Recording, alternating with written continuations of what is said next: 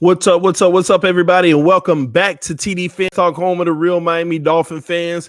Back to you with another one. Guys, we want to discuss who will be the Miami Dolphins starting quarterback next season for 2020. Man, who will be the Miami Dolphins starting quarterback next year for 2020, guys? That's what we're going to discuss right now. We're going to go over several scenarios. We're going to go over possibilities. No one knows the future other than one. And I'm not going to try to be that one. But at the end of the day, I'm going to give you my thoughts on what this team, the direction this team is heading, and where we're going for the future. I'm going to give you all about 1 minute to come into the room. I'm not sure if the notifications are working, but hit that like button on your way in the building, guys. Punch that like button. I hope everything is good for everybody out there on this beautiful Monday. I know a lot of people at work, a lot of people starting their week. Hope you're having a great day so far. And we're going to get ready to get started. I'm going to give about 30 more seconds for some more people to come into the room. And then we'll go ahead and get started. But y'all got to let me know in the comment section when you do come in, who do you think? Make sure you comment in the comment section. Who do you think is going to be the starting quarterback for the Miami Dolphins next year? So put that down below in the description section or in the live chat.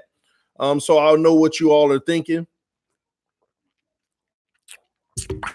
See if we're on the same page with it.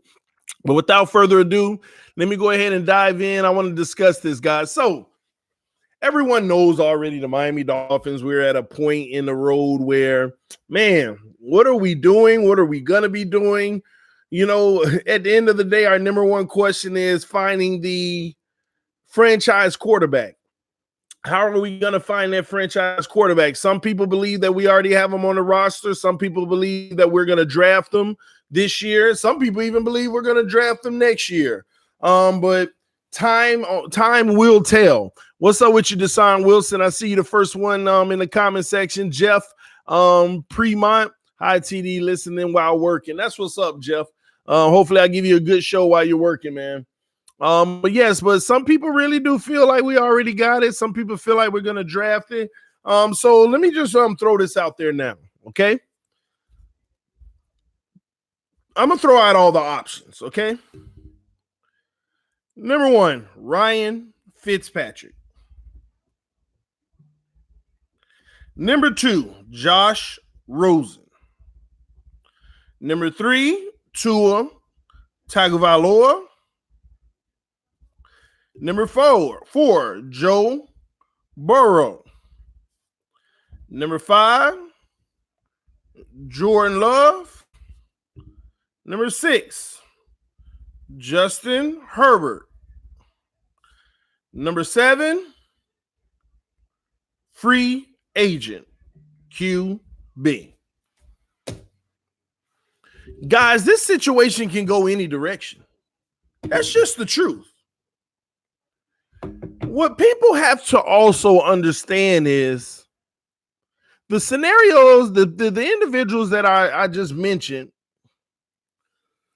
out of 7 individuals, the Miami Dolphins, only have control over 2. Let's get that straight now. What up, Mr. Spacely? The Miami Dolphins only have control over 2 of those 7 scenarios. That's Ryan Fitzpatrick and Josh Rosen. We can want Tua Tagovailoa all we want. We don't decide that. As far as I care, the Bengals can pick him up at number 1. Not likely. I'm sure they'll go with Joe Burrow, but I'm just saying. We don't have control over that. Another team could trade up to number 2, 3, or 4 and take him. We don't have control over that. So for all those individuals who want Tua Tagovailoa, it's a hope that we're able to get him. We're hoping to be able to get him. Joe Burrow, another guy, you have no control over it. Word is Cincinnati's going to take him. But we're hoping to possibly get him if you're a Joe Burrow individual. We don't have control over that. Jordan Love, he should be available at 5. But again, you don't know how things are going to shake out. We're hoping. Same thing with Justin Herbert. And the free agent quarterback, if we were looking to bring in another veteran or a free agent, it's all hope if they even come to Miami. So I wanted to start this conversation with the simple premise that people have to realize we only control 2 of these 7 individuals, and that's Ryan Fitzpatrick and Josh Rosen. Because nothing's guaranteed. We could be on the train talking about Tua all we want, but if the Raiders come up and sneak up before us and grab them, it's going to be like, oh, man. Okay, well, why are you sad? Why are you mad about it? There is no guarantee in the first place. And that's even if we want to draft them. A lot of people are going on record to say, oh, we are. Oh, we are. Okay, all right. We shall see. Time will tell. Time shall tell.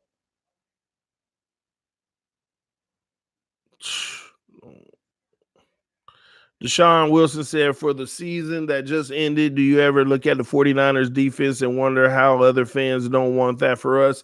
Deshaun, I'm going to do that in his own stream because that's a good question.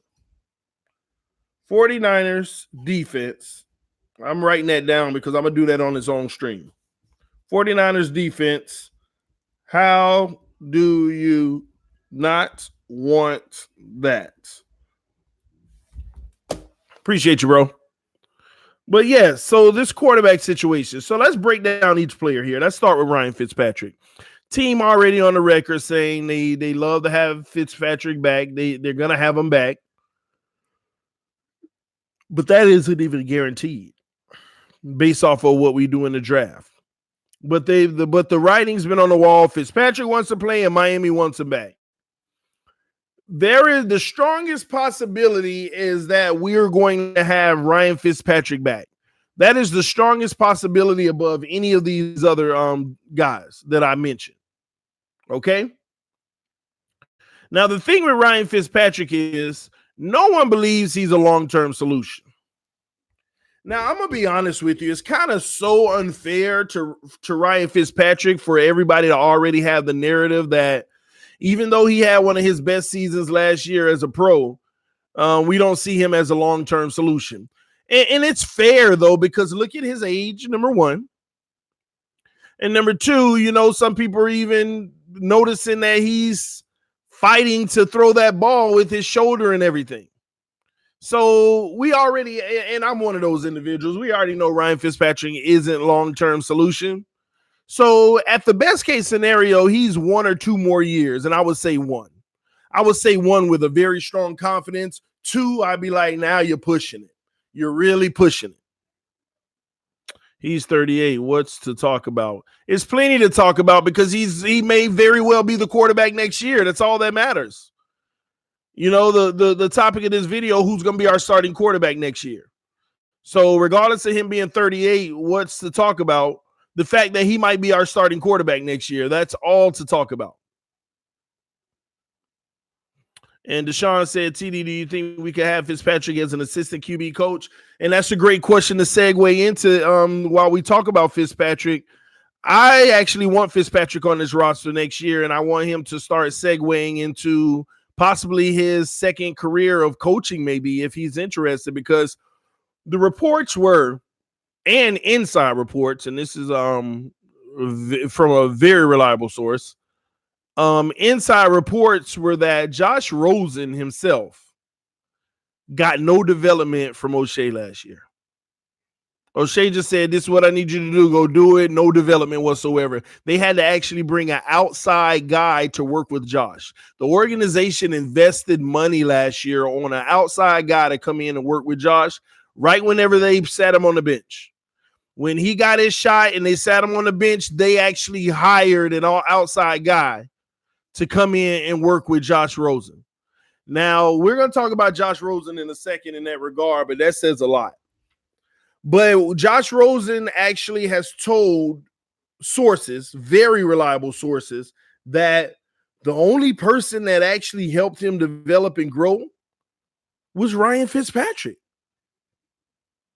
Ryan Fitzpatrick was the one literally helping him out, film room and everything, trying to help him become a better pro. That speaks volume to number one, Ryan Fitzpatrick. And number two, his ability to relate to players and help them and have that willingness to help mentality. And that can go a long way. So that's why I would hope that he would try to that's part of the reason Chad O'Shea was fired in the first place, because of his lack of ability to work with and develop young talent, i.e. Josh Rosen. Just a little inside information just in case y'all haven't heard that yet.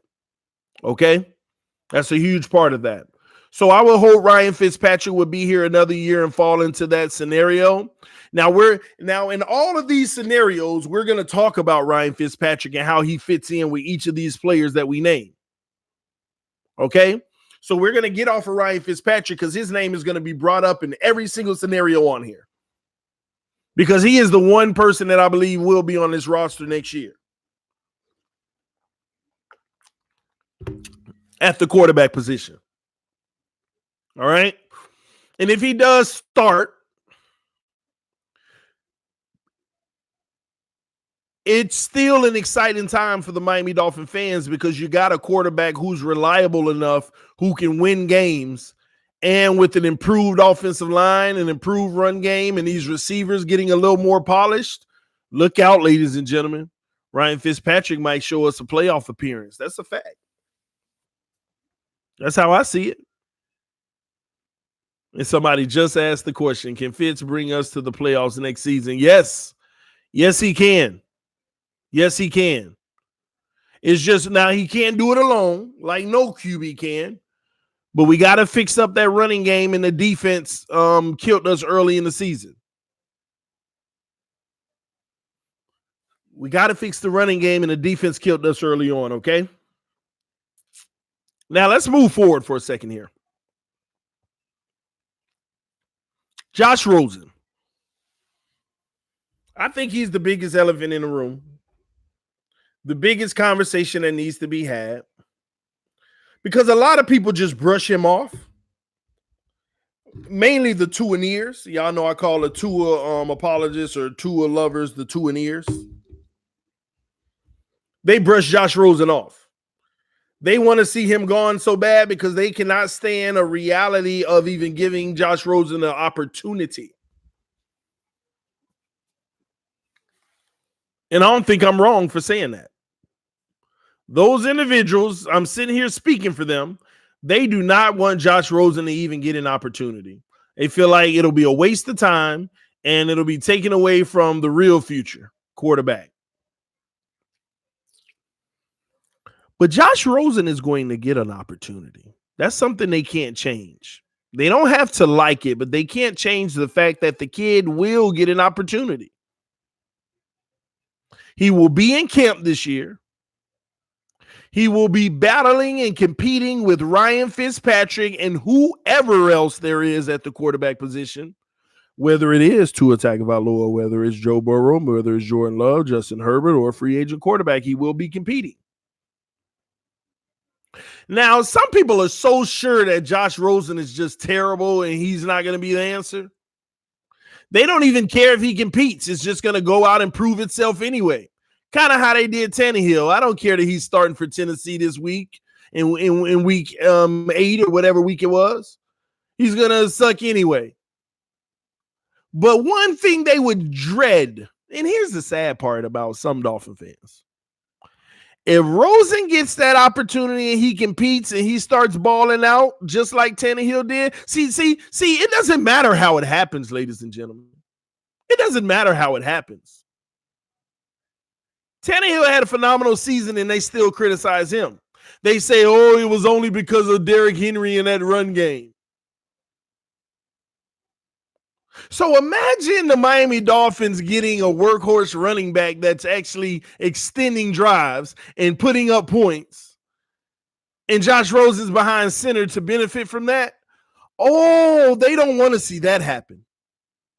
Because if I'm supposed to feed into the notion that Tannehill only did it because of Derrick Henry, then why can't Josh Rosen do it because of a better running game?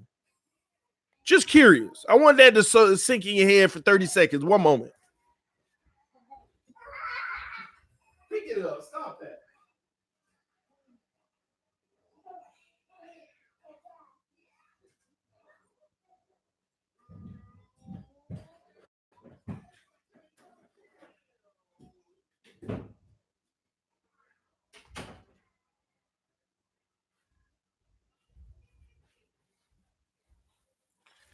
My bad. But I want you to really think about that logic of what I'm saying here. Josh Rosen can be average. But if we have a good running game and a good defense, which we're going to fix, that's what he's going to be coming into camp with. More time to throw, more time to make decisions. And if all of those attributables make him look better, oh my gosh, they don't want to see that. They don't want to see that. Now, I'm going to be honest with you. I'm a type of individual that, to a degree, I wouldn't be very happy with it either, because I want to see my quarterback thrive regardless. I want to see my quarterback thrive even when things aren't that way. But that's not the reality in this NFL. See, we give players like Patrick Mahomes and Deshaun Watson and all these guys credit for having everything around them, but we've never seen whether or not they can thrive when those things aren't around them. So we automatically bash the quarterbacks who don't have those things around them and they don't look good early on, and we give the ones with everything around them credit. And then when those guys who we bashed get something around them and they start looking really, really, really good, we throw out things like, the only reason they're doing that is because of this. The only reason that's happening is because of that. The hypocrisy is real. The hypocrisy is real in this game. And I'm going to say that one time so it'll soak in for some people. The guys who have everything as an attributable, they look great off the rip, and we call them superstars and elite. The guys who have nothing look bad, and we call them trash. But when those guys who we call trash get things around them and they start looking elite, like Tannehill did last year, we talk about the only reason they're doing it is because what they have around them that's carrying them. But we don't use the same energy with the guy who came in with everything around him. It kills me. The hypocrisy is real. The hypocrisy is real. Same question, TD. Can Josh Rosen bring us to the playoffs? I would say yes, too. If, in my opinion, I agree, Jeff. I think he could bring us to the playoffs. I mean, we have so much history to tell us these answers. It's the same thing we did with Tannehill. Can he bring us to the playoffs? No, he never did. He's not good for anything but 7-9, 8-8. And then he gets on a team with what he needs around him, and they're in the playoffs. And they won 2 rounds. Made it to the AFC Championship. History is all around us. The only sad part about it is people choose when to accept and when to ignore history based off of what they want to see happen and what they like. And it's so unfair to these players. But I'm going to always advocate either way. I'm going to always advocate until I see both ways and then make my conclusion. So Josh Rosen, he's going to be in camp. And everyone knows we got the money and the cap space. We're going to fix the O-line. We're going to fix several aspects of the team. And where they're nervous is Josh Rosen actually getting that opportunity with a much better team around him. It ain't much different than a Jimmy Garoppolo. I think that people are starting to realize Jimmy G ain't all that. But at the same token, I think they're moving off. One moment, guys. But at the same token, he got there. Y'all share it. Share it.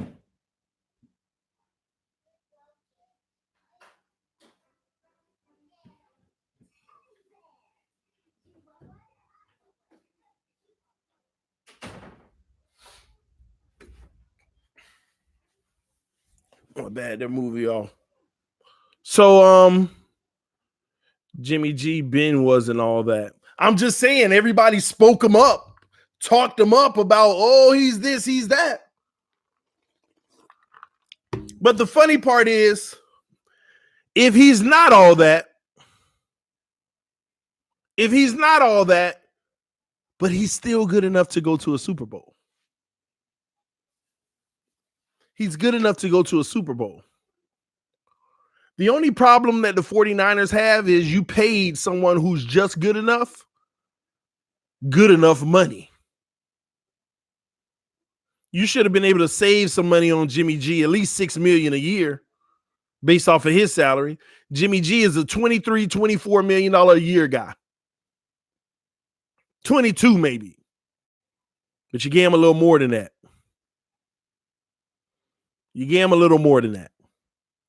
So Josh Rosen, can he be the guy? I believe he possibly can with the team all around him. I really believe he possibly can because we're about to fix the team around him. Y'all hit that like button. So it's going to be very interesting how this plays out because he's going to be battling with Ryan Fitzpatrick.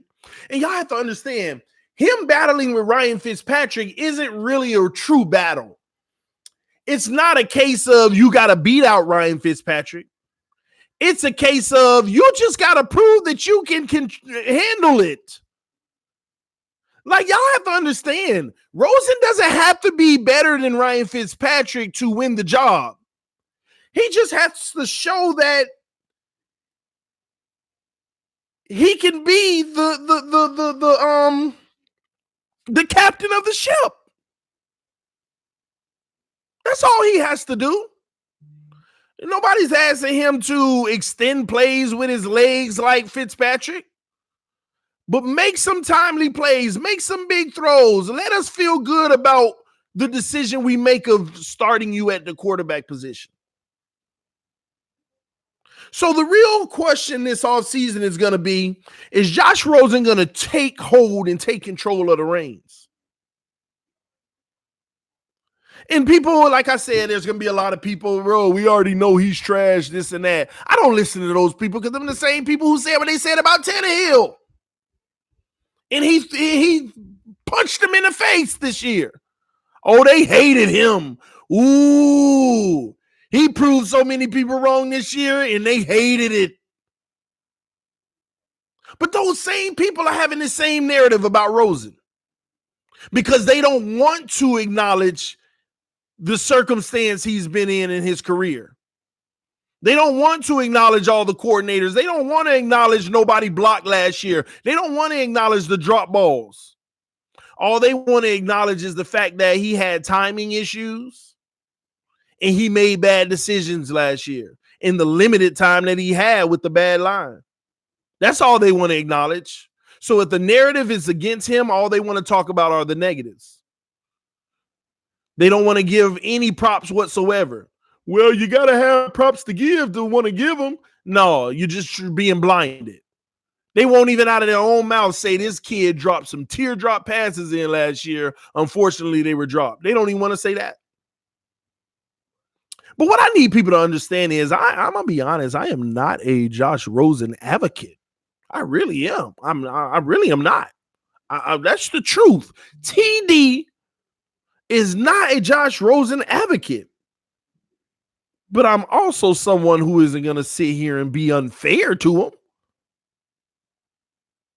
So when I argue for Josh Rosen, it's not me advocating for him. It's for me asking for transparency and total fairness. Total fairness. And people get that mistaken with me. Oh, you're a Josh Rosen guy. No, I'm not. I just wanted to be fair. And you knew, look at EM talk about stop. You know he had to check in. You say anything about Rosen that ain't terrible. You know he checking in. He woke up out his sleep just, I feel Rosen being discussed somewhere. Let me check all my sites. Oh, TD. Yeah, that's EM for you, man. Oh, man. But yes, that's what it is. But let's go a little further more. Let's dive in a little bit more in depth with the Josh Rosen situation. Because I truly do believe he's going to battle it out with Ryan Fitzpatrick and whoever we draft, if we draft someone, which I do believe we will. And the only positive for him is going to be the simple fact that he's going to have protection now. He's going to have a receiving core who's hungry and trying to get at it. So if he doesn't thrive in that scenario, in that situation, it's solely going to be because of him. I read an article today where it talked about the one thing that Josh Rosen did, they tried to get Josh Rosen to do this year that he never did in his career. And these are his words too. And that he struggled with was audibling and calling protections at the line of scrimmage. He's never had to do that in his career, he said. And this year he had to do it and it wasn't easy. So I'm actually eager, though, to see how he transformed. All this offseason, all during the season, in the film room, if he's calling protections, getting himself into good looks and all of that stuff, you never know, y'all. We might come back and actually see. You might actually see. We might actually be shocked.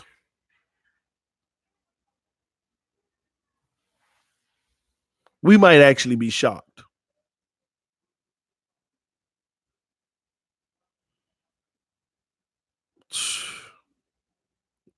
I mean that, y'all. We might actually be shocked. Or we might sit there and be like, get rid of this kid now.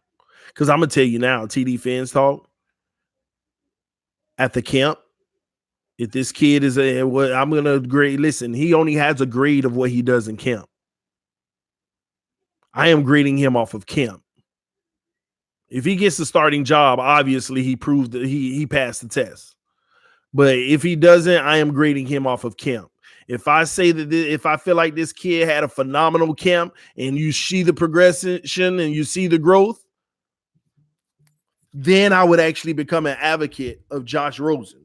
I would advocate for him at that point. Hey, babe. Yes, ma'am.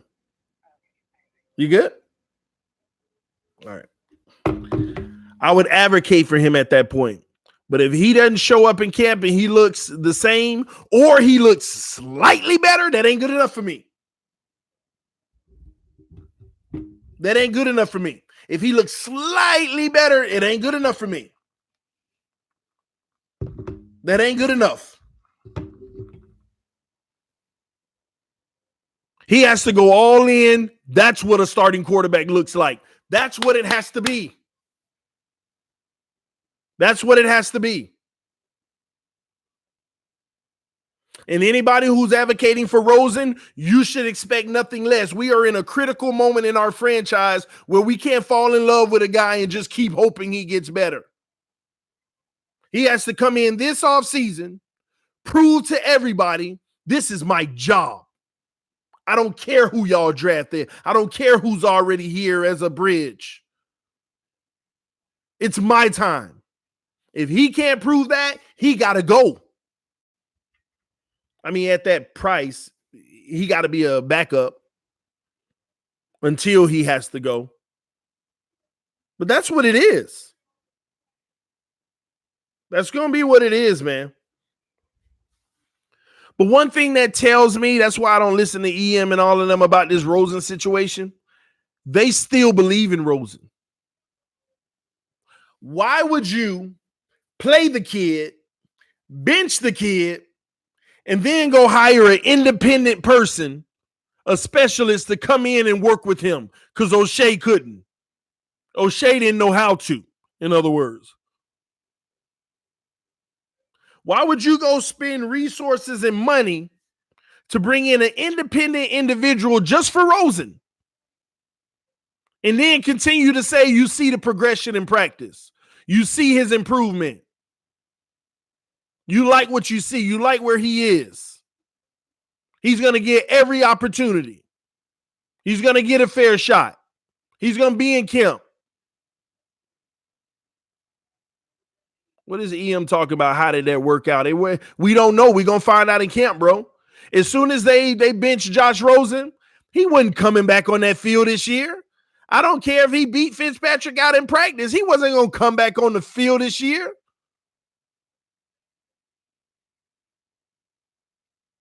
Man wasn't going to come back on the field.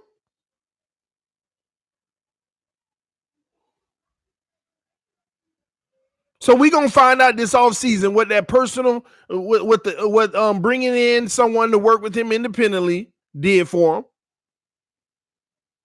We're going to find out this season if he's made those strides, if he put the work in and he's actually a better player, if he's corrected some of his flaws. We're going to find out. But I know one thing. On TD Fans Talk, he got to do it or that's it. That's it. That is it if he doesn't. But I truly do believe they're going to give him every shot and opportunity. It's just up to him.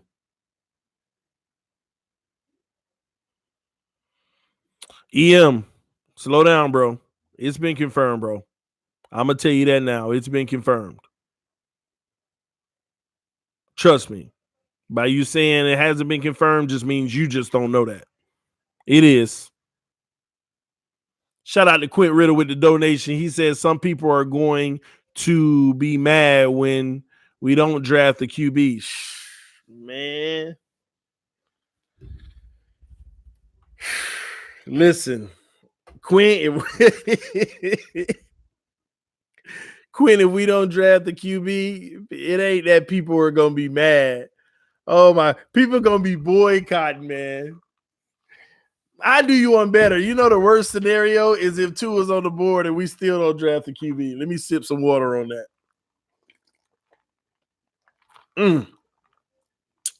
This H2O though, man. This H2O. Some people are going to be big mad. Super mad. But we're going to find out, man. So we done talked about Rosen, Fitzpatrick a little.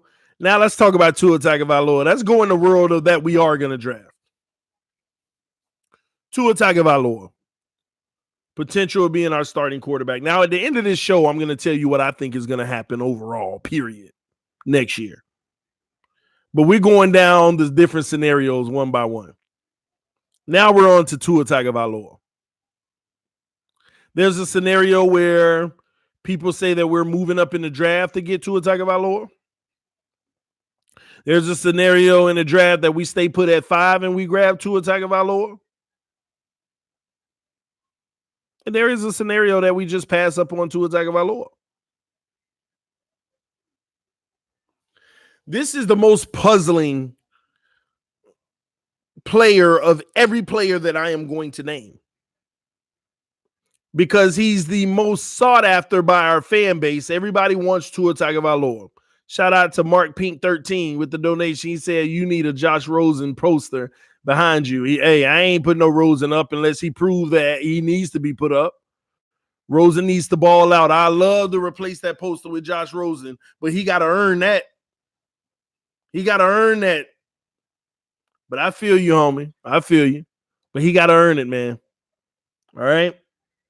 Tua Tagovailoa, man. Can Tua Tagovailoa be starting for the Miami Dolphins next year? The answer to that is no.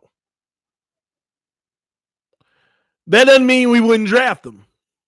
But coming off of his injury, I could not see our organization rushing him to play just because everything says that he's fully healed. Even if August comes and technically, wow, quick recovery, he's fully healed, no issue. I don't see them putting that man out there on the field to take the first snap. Now, I could see a scenario where week 12 or week 14 that they go out there and they say, let's give him a little taste the next season. And this is all in the scenario where we drafted him, just saying. I could see that, but he's not. If we were to draft Tua Tagovailoa, he's not playing in 2020. That would be a big mistake by the Miami Dolphins. A player like that coming off of his injury, you need to let him sit back and soak in the moment behind Fitzpatrick and or Josh Rosen. I'm just saying. He needs to sit back, watch other guys be a pro, learn the system, learn from others' mistakes. You ever been in a team sport? You ever played basketball or football and been on a team or any competitive sport, and you in practice and they're like, we're going to do this drill, and you never did it before, but you're number 8 and you get to watch the first 7. You know that you don't know how to do it, but you're happy that 7 people get to go in front of you so you can see from their mistakes. The coach just yelled at him for moving his leg too far to the left. Okay, so don't move your leg too far from the left. People underestimate the value of sitting back, watching other people make mistakes. Because you get a front seat at what not to do without even having to try it. It's almost unfair. Dang, I'm first. It's almost unfair to be first. And if you mess up in any aspect, you getting chewed out. And this is stuff that you don't know. If you ever played organized sports, you know what I'm talking about right now. You know exactly what I'm talking about right now. If you've ever played any form of organized sports and y'all did something new that you never tried before.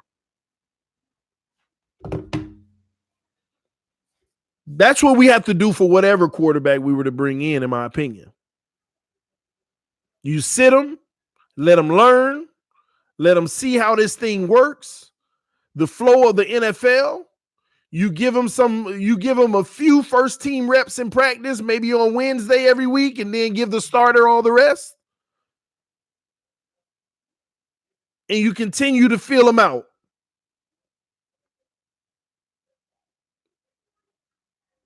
Feel them out. So no, Tua Tagovailoa will not be starting for the Miami Dolphins in 2020.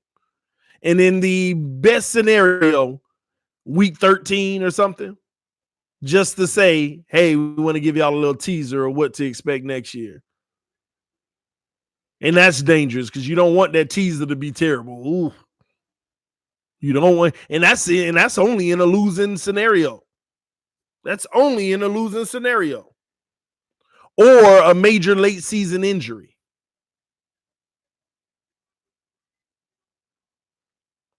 Also, people are always with this narrative that a guy that was great in college is just going to, whenever he is ready to play, is just going to come in and light it up in the NFL. Listen, y'all. Let me be the bearer of bad news here. Sorry, you don't know. What I need people to understand, like I try to be as transparent as possible and as fair as possible. What I need people to understand is we can draft Tua Tagovailoa. We could be patient, and then whenever it's his time to shine, he might become the worst quarterback in NFL history. Or he can become the greatest quarterback in NFL history. The crazy thing is you don't know. You don't know. You just don't know. So all this rave and ranting about, oh, we got to have that kind of talent. Okay. Sounds good. I always give y'all this theory. It's no different from the money theory that people are starting to see now and talk about on TV. Here's another one. You should be cautious about putting all your eggs in a basket for a quarterback who plays on one of the best college teams in football. It's not that quarterback's fault. Let me get that straight, because every time I talk about this, people think that I'm blaming the quarterback. It ain't the quarterback's fault. Just like it ain't Mahomes' fault. He got all the great talent around him. You should take advantage of it. If it's made easy for you, take advantage of it. But what people need to come to the realization of is that players like Tua Tagovailoa, I'm sorry, ladies and gentlemen, but he has it easy in college. He has it easy. Some people don't like when I say things like that because, again, they just want to lift him up on a pedestal. But let's call it how it is. And once again, I'm going to have to say this a million times so people can get off of their high horse. It ain't his fault he has it easy. The good thing is he's taking advantage of the easiness he has, and he's making it count. You can't ask for him to do no more than that. But my gosh, can we at least consider the fact that he has it easy? And when I say easy, it's like almost easier than anyone else. Of course, there's 2 or 3 more guys that has it easy too. Joe Burrow's one of them, ladies and gentlemen. But can we at least acknowledge that it is easy? On average, you got 5+ seconds to throw the ball. Easy. Do you know how many quarterbacks would still be in the NFL if they had 5 seconds to throw the ball? The only reason they're out of the NFL because they couldn't handle it when they only had 3.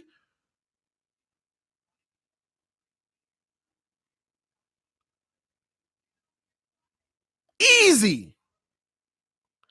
Oh, he threw a little bit behind his receiver, but it was still caught. Easy. Some of the greatest receiving weapons in college football. Easy.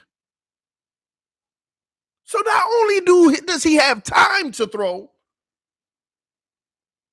but even if he isn't 100% accurate, which Reason talked about accuracy last night with Tua and said there's some numbers that came out that regardless, he puts it right where it needs to be. Okay, that's true then.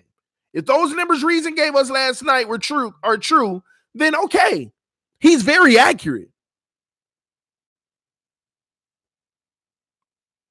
But do you think he's more accurate with 5+ seconds to throw the ball than he is with 3 seconds to throw the ball? Ain't no quarterback more accurate with 3 seconds to throw the ball rather than 5. No quarterback is. A lot of times, if you ain't got the 5, the person you threw it to in 6 seconds wouldn't have been open if you only had the 3. And you would have had to get rid of it to somebody else, and those numbers go down because it doesn't always work. But you have it easy. So when I see people write comments like, man, did you see his college stats? That's what we need. You're basing it off of college stats? When you have it easier than anybody else?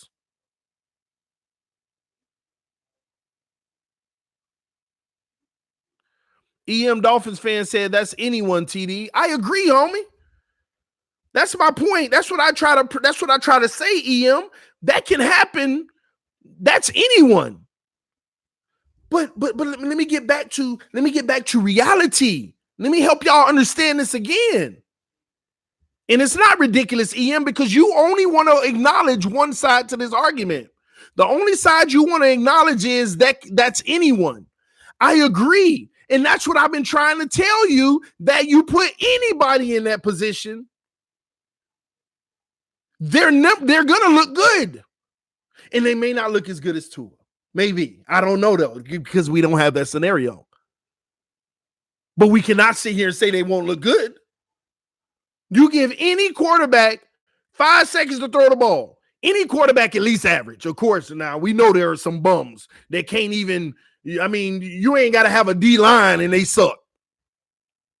I get that. But that ain't the reality in the NFL.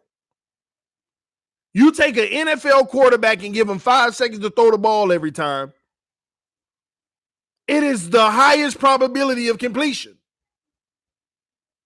And that's anyone. So I acknowledge that, EM, but I need you to start acknowledging the second half, or those who agree with him. You got to acknowledge the second half of that whole equation. Yes, it's anyone, but it's only anyone in a perfect situation. It's only anyone when it's easy. What about when that same player doesn't have it easy anymore? That's the true test. That's what nobody wants to talk about. Tannehill came into this league, he didn't have it easy. And look what we said and did to him. Now I wonder, was it easy for Tannehill in Tennessee? Oh, yeah, I admit it was easy. He made it look easy. He made it look easy in Tennessee. I got time. I got play action. Nobody in front of me. I can do these tight windows now. I got time to actually squeeze it in. I ain't throwing for my life. So if we're going to sit there and say that's anyone, can we also acknowledge that it ain't everyone when it comes to the latter? When they don't have it easy, when they don't have an O-line, they don't have weapons.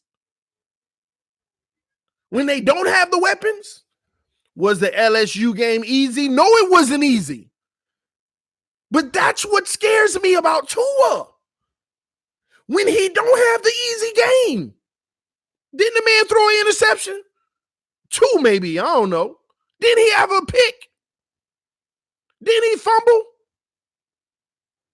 It wasn't easy for Joe Burrow either, but oh, did he not shine? What about the national championship game that he lost? That wasn't easy either.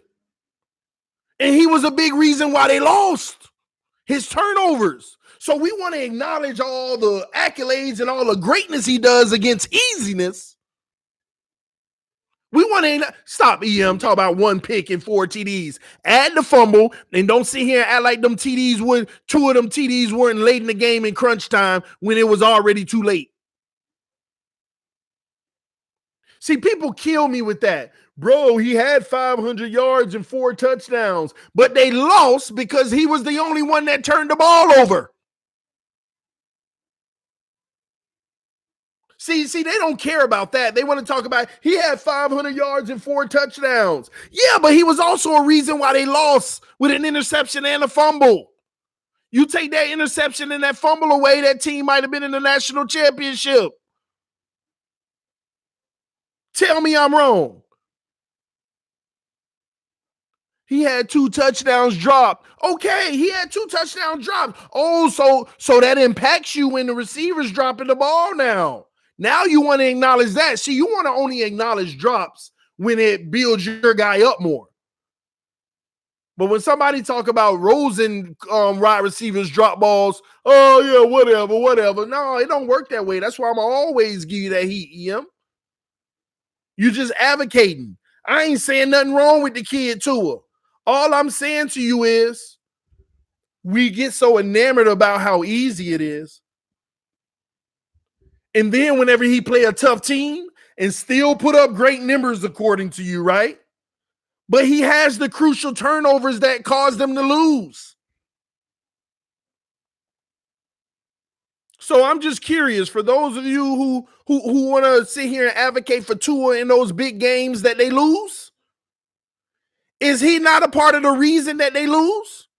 Turning the ball over? Answer that question. You want to talk about his 4 touchdowns and you want to talk about his 2 of them that were dropped? Would they have won that same game if he didn't turn the ball over twice? If you can answer that honestly, that's all that matters. And if you can answer that honestly, just be quiet. Because you know what I'm saying is correct. Hit that like button, man.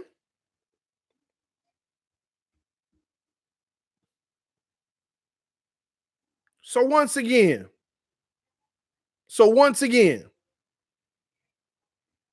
good point. I'm trying.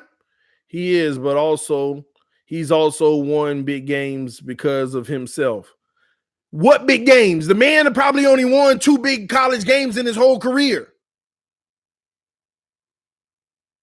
He probably only won 2 big college games in his whole career. Think about what we're saying when we say big games, biggest stage. Come on, man. Talk about he's won big games. Playing Georgia in week 5 ain't no big game.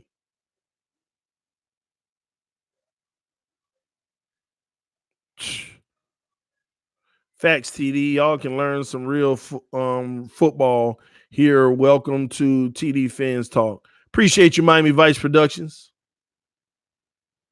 Tua is Tebow 2.0. I ain't going to say that. That man got an arm much better than Tebow. Don't do that. Talk about Tua's bad decision resulting in him consistently getting injured. I ain't even go there. I mean, that's a viable. That's fair. But I haven't even gone there yet.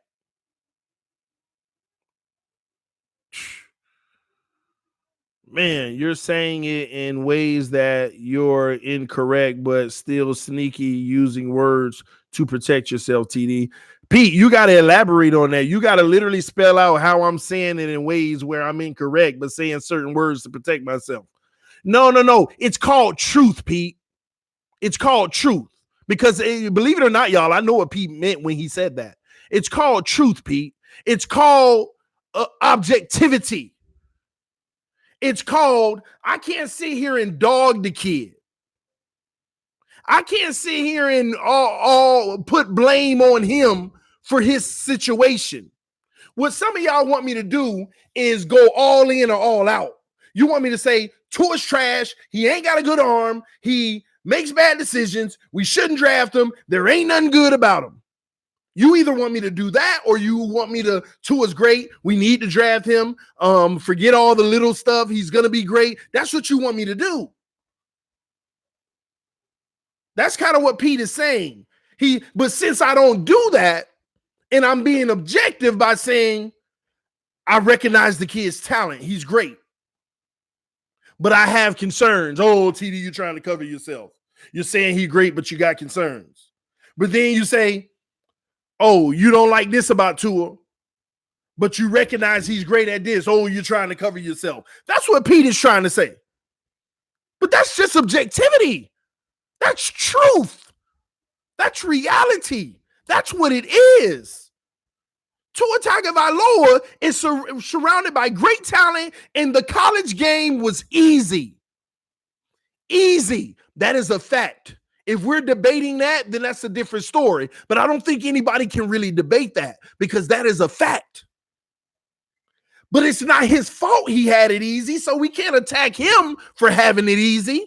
That's what you call me trying to cover myself, but it's a fact. It's a fact.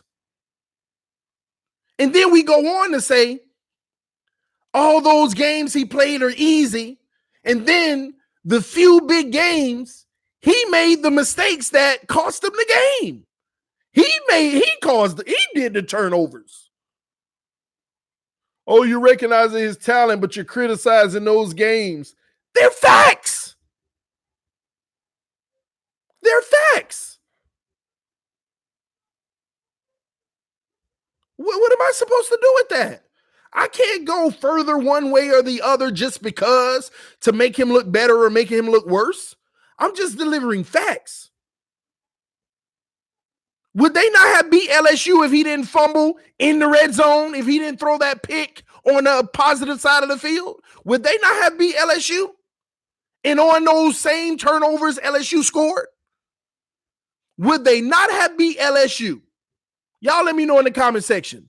Would Alabama have won or lost that game if he didn't turn the ball over? Would they have won or lost that game?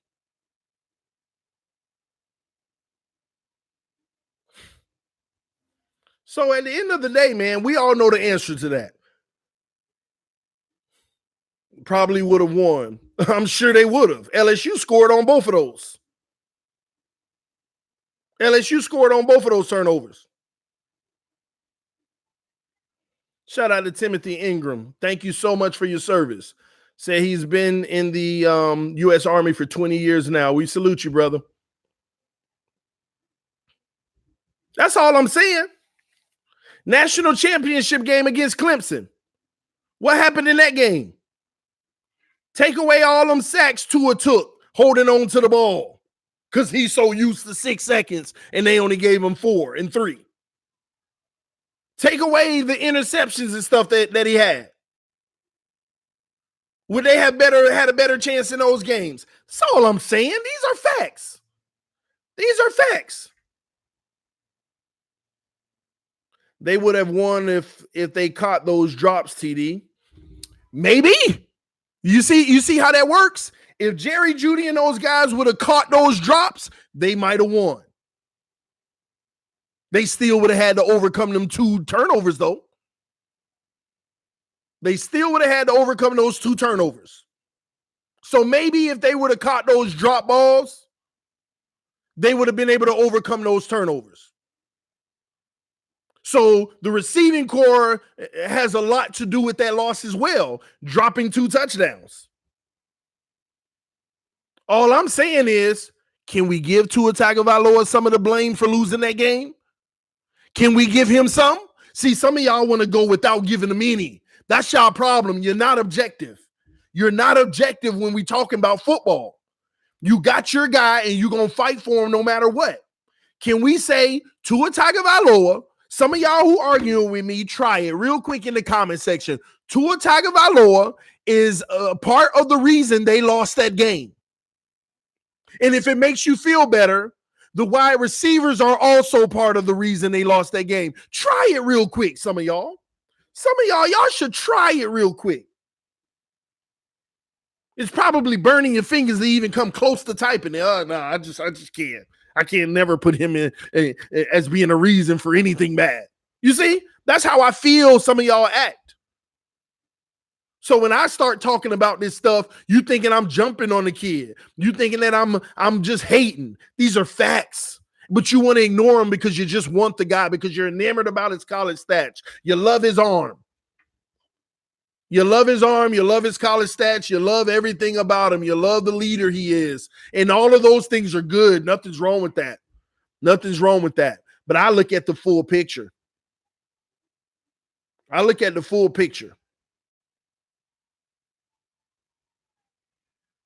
And in my full picture, I say, man, in games where he doesn't have the 5-6 seconds, they're coming after him. They're applying pressure. Why is it just those games where he's making crucial mistakes? Why is it just those games?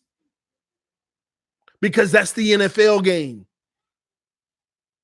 If you come into a perfect situation, you're going to be right back in Alabama getting 5 seconds in the NFL, just like Mahomes.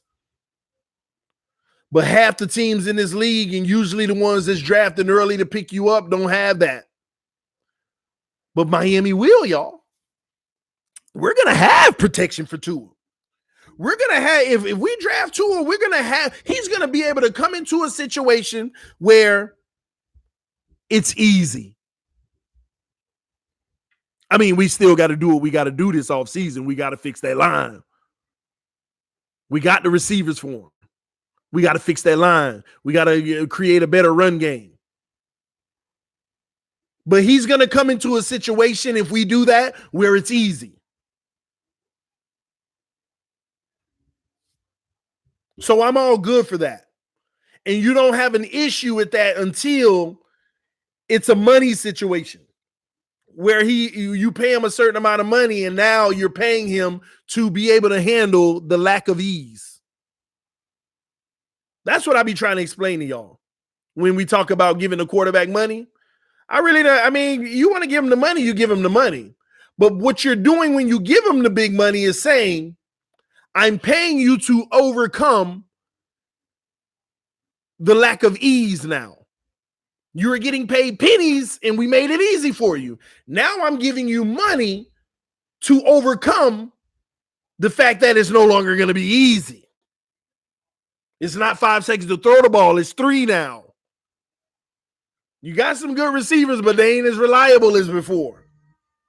You're going to have to carry us even more because the defense isn't as great as it was when you first came in. That's what it is. That's what it is. So, but it makes me feel this way. It makes me feel like it's a blinder, and that's what I don't like.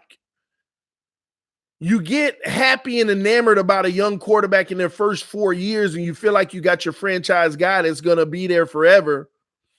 because they look so good in the first 4 years, and then all of a sudden it's never the same when they get their big bucks. That's the only thing that scares me. And a part of me wants to say, I'm going to do like everybody else and say, we'll worry about that when it comes. Right now, we doing it. Part of me wants to do that. But then the other part of me wants to build a dynasty that is, I don't want to have a 4-year stint of, man, we're relevant and competitive and fall right back into a 50-year drought again. So TD gets nervous sometimes, y'all. And it may cause me to not go all in, or it might cause me to be a little conservative and, it might cause me to be that way. That's what you hear coming out of my voice a lot of times when I'm saying, but, you got to consider this, you got to consider that, you got to this, that, this, don't ignore this, don't ignore that. Some people are like, we ain't got to be thinking that far. So that's how some people feel, but that's how I am. Since I've been born, I've never seen a Super Bowl for my team. We didn't win a Super Bowl since I've been born. I don't know what it feels like. I wasn't here in 72. I came in 85, baby, at the beginning of the year. I've never felt it. I've never felt the buildup watching the season and, oh my gosh, we win this one more game and we go to the Super Bowl. I've never felt that. I've never felt it in my life. For the team I love, the Miami Dolphins. Never felt it. Some people have, but I haven't. That's why I'm extra just critical. Everything's crucial to me. Gosh, because people don't realize all it takes is that little thing over there to get it wrong for 10 years.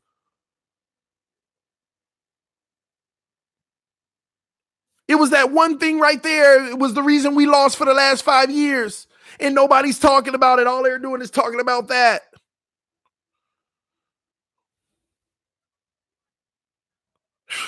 It's scary. So with Tua Tagovailoa, I'm going to close on this. You know how I argue we just don't know? We know if we give him the weapons around him and the time to throw the ball, he's going to be beautiful for the Miami Dolphins. I get excited thinking about it. I truly do. Even if y'all don't believe me, the haters don't believe me. Or the people who say I hate, even if you don't believe me, I get excited about it. Protecting Tua Tagovailoa, him back there slinging the ball, got all day to throw the ball, just doing what he do. I get excited. I know he got the arm. I know he can do it. I know his talent. And I know it's so good that even if he throws a pick or fumbles a ball, he can still make up for it. I know it. I know it. But at the end of the day, this is the NFL. It's not that easy all the time. It gets tougher and tougher. And then when you make it to the postseason, it gets even tougher. You play elite defenses. Every year it seems like one historical defense is coming out or close to. Patriots, historical defense. 49ers, phenomenal defense this year. Every year there's at least one. And it seems like that offense runs into it, and Patrick Mahomes got it done. So I get nervous with a guy. I don't want Tua Tagovailoa to start looking like Lamar Jackson. All the heroics and beauty. Then when it get tight in the playoffs, oh my gosh, they are attacking him. He can't do anything. This O-line is folding on us. But then we bring in a quarterback to say that he make up for that. So it scares me, y'all. It scares me. So that's Tua Tagovailoa in a nutshell. And we didn't even, in that whole conversation we just had, I didn't even bring up injuries, did I? I ain't even bring up injuries. Didn't even mention the injury concern. EM said, trust me, he won't. I wish I had your spirit about it, bro. But unfortunately, I don't. I'm cautious. I hope he don't. You say trust you. He don't. I'm a man of faith, but in this, I don't have much faith. because the evidence goes against it for me. Albeit small sample sizes, but still it paints a picture that when you get pressure on him, he makes mistakes.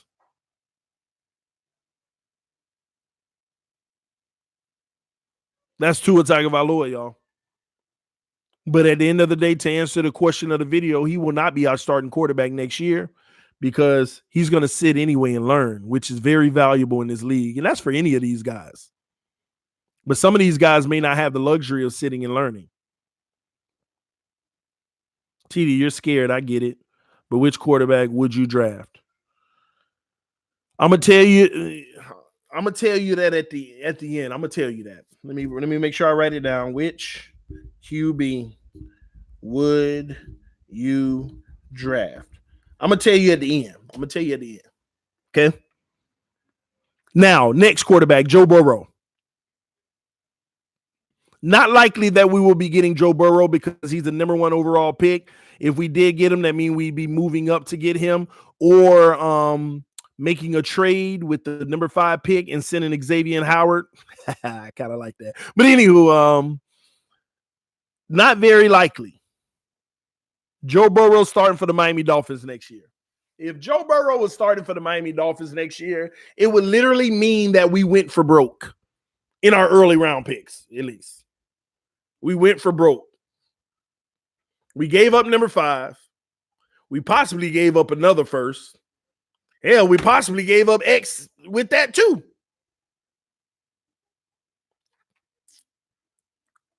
I ain't going to spend much time on Joe Burrow because I don't think it's going to happen. And all these rumors that Ross wants Burrow, who doesn't want him right now? They're living off of his season he had. Would I love to have Joe Burrow for like a 5th overall pick, which will never happen? We'd be fools not to draft him at number 5. We'd be fools not to. But moving up and paying the farm, giving up the farm? No, man. I ain't with that. If Tua was healthy, everyone would be saying he's a day 1 starter. Why make him wait? Back to Tua, because it's the smart thing to do in the NFL in today's climate. You got to stop rushing these kids in. Ever since we ushered in the era of rushing them in, too many flops, too many fails. And now you got a few guys who didn't get rushed in, like Patrick Mahomes, who sat a year. He was healthy, who sat. It's more valuable now to sit him a year. All right. But Joe Burrow, man, I ain't leveraging the farm just to go get him. I feel a lot more comfortable with him than Tua. That's just my say. And I ain't even talking injuries. Because Joe Burrow, once again, another quarterback who had it easy. Easy. Just like Tua, I can't blame him for that. It's easy. But when he played in big games, I ain't gonna lie, even though people are living off of a high of Joe Burrow on what he did this year, come on, you gotta watch the film, y'all.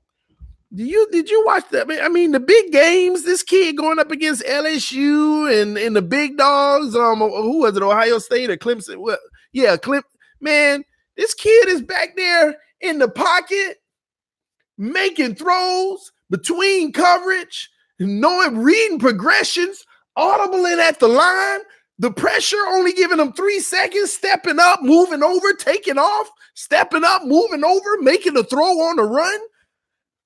I just saw pro football and all of that in the big games. Not the, oh my gosh, he threw that pick. Oh my gosh, he fumbled. I ain't see that.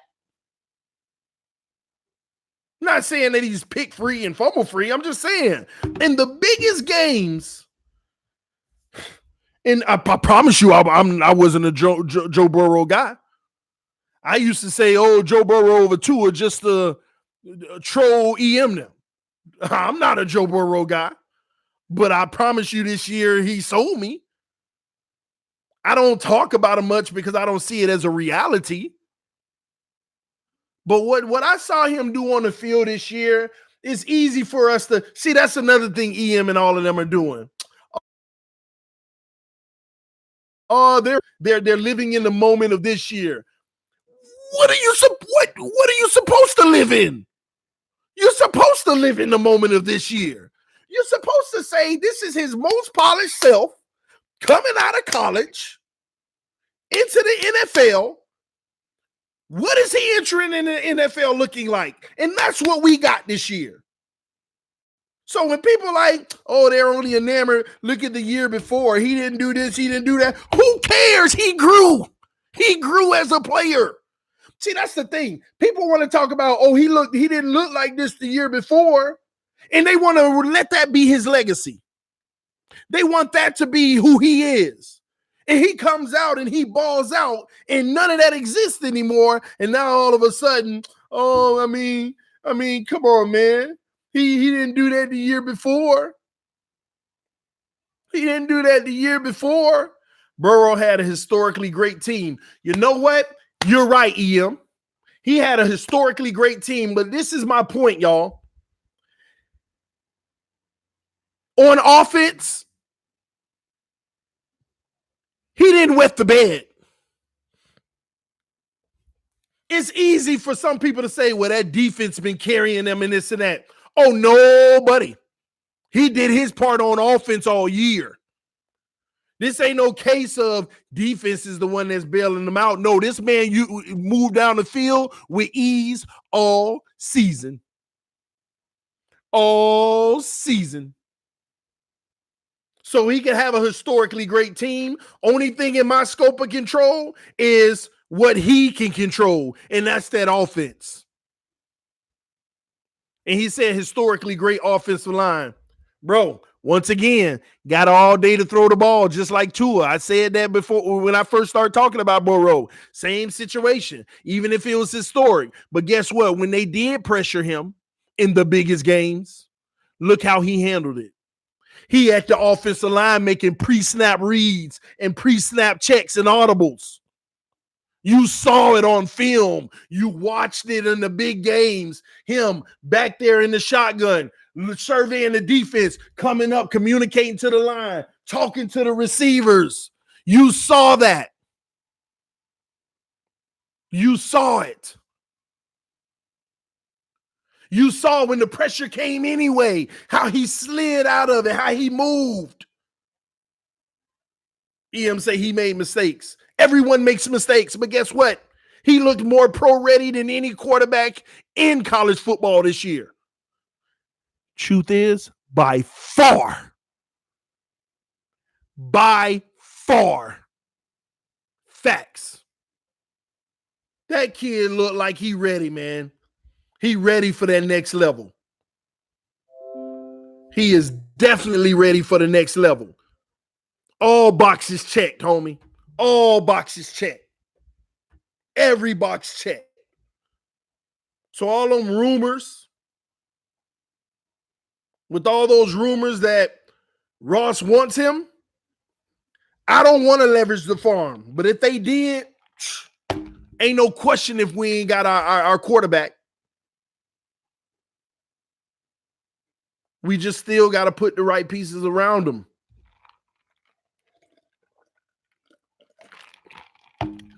And that's why I don't want to move up, because a lot of those pieces around him are going to be, we need those to be first round picks.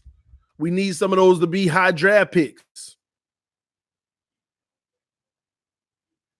So now you're going off of stats and all the hype. Y'all see what I'm talking about? This is what I can't deal with. Terry Valkovic just said, so now you're going off of stats and all the hype. Can someone name to me one stat that I just mentioned with Joe Burrow? Watch this. You see what y'all see what I got to argue with? Can somebody mention to me one stat that I just mentioned with Joe Burrow? I ain't mentioned a single stat in everything I just said. I talked about characteristics. I talked about how he looks. So it ain't hype. My eyes. But y'all see what I got to argue with? People who, if it's not what they want to hear, they don't hear you. They don't hear you, y'all. That's how bad it is. It's something wrong.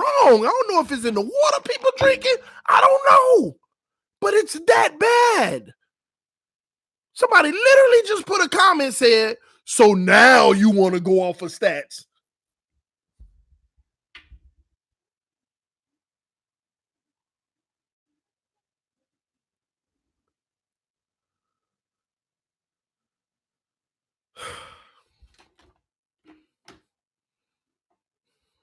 My good humanity want to help these people sometimes, but I don't know how. I repeat things 50 million times. My good humanity, the humanity that I at least think is good, it be wanting to help these people sometimes. Like, how can I help that person that just said that? Because something's really wrong. Something's really wrong. They literally heard something that wasn't there. They really did, y'all. They heard something that was never said. And I try to understand, do they need help? Or are they on a whole nother level in dimension that I'm just missing? I don't know. I have no clue, y'all. I don't know. I don't know what to do. Oh no, they're not getting to me, Ronnie. But I gotta call them out because over here we learn. This channel here, we actually learn. We talk common sense. I know common sense ain't common at all, but because when you hear things like that, the other people that's like that too, they get riled up. Yeah, look at him. Now he want to talk stats. So we learn over here. And I ain't the only teacher. All of us are teachers. EM teaches us over here. Reason teaches us. Mr. Ballgame, Finsanity, Esteban, everybody, we learn over here. We may have difference of opinions, but we talk, at least we have logic behind what we're saying. But when people do what was just done, so now you want to talk about stats and stuff.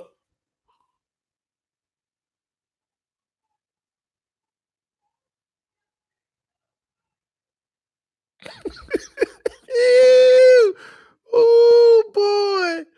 Oh my gosh, man. I ain't never mentioned a single stat. I ain't say not a single stat whatsoever. Didn't even have a stat come out of my mouth. At least give me one where I said, we had 80% completion on the centers, and say I threw that in there out of the million things I say. At least we can go back to that. But not a single stat that I mentioned. All eye tests. Jordan Love is next. TW Bluff. We talk about Jordan Love next, man. Oh my gosh, man. Oh my gosh. It's killing me, man. Please remove. I think he meant the mod. Let me do that for Shake Money. All right, man. I did a Shake Money. If you want that change, just let me know, bro. Amen. A Dolphins chat room with common sense. According to some people, boy, we don't make no common sense at all, man. Man, TD, this is straw, man. Them funks, you gotta elaborate what you mean by that, man. You gotta elaborate what this is straw. What you mean when you say that? What would you give up for Burrow? We're at 5. Burrow's number 1. What would I give up? I would give up. Let me tell you what I would if we really wanted to go give up get Burrow, and they said we're going up to get him, TD. We just want your thoughts on what should we give up. This is what I would give up for Burrow. I would give up number 18. I would give up next year's Houston. So remember, I'm giving up 18. I'm giving up next year's Houston. And I'm trying to see if it'll get done by adding in a this year's second. Reason, if you're in the room, look at the chart. Would that work? Let me know, Reason, if you're still here. This year, 18. Next year, Houston, and let's just go on a limb because they got to spend a lot of money. I don't think they're going to be any better. I think that pick is, let's just be fair and say 17. Let's just be fair. Let's get them right outside of the playoffs, but make it 17. Let me know, Reason. Is that possible? So basically, we got a 19 this year, if I'm not mistaken, and a 17 next year. And number 37 this year. Is it 37? When do we draft? 32. That's 30, 37, I believe, if I'm not mistaken. No problem, Shake Money. Let me know, bro. Let me know, Reason, what that equates to. But that's probably what I would give up. And say I'm short. You give up 5 for Burrow. No way you keep that 5th pick. I know, but that's why I wouldn't do that. I'm telling you, the question was, what would I give up for him? That's what I would give up for him. So that's where I am with that. What's the scenario? 2 firsts and a second. Yes, that's the number 19 pick this year, number 17 next year, and number 37 this year. Reason. Now, if that's short, if I'm short on dollars, I'm taking my 2nd round pick back, and I'm giving Xavier Howard.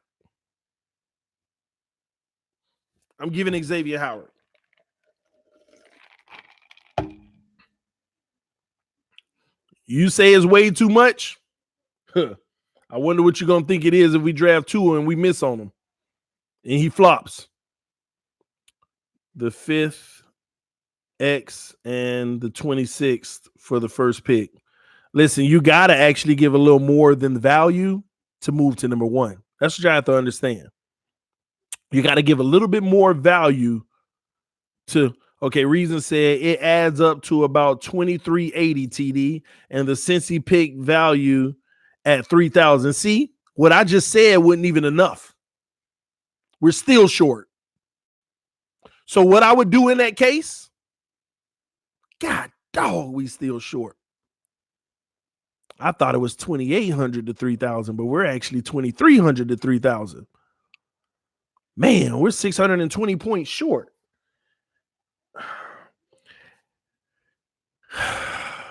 I would take my 2nd round pick back, and I would trade X. That'll probably get it done.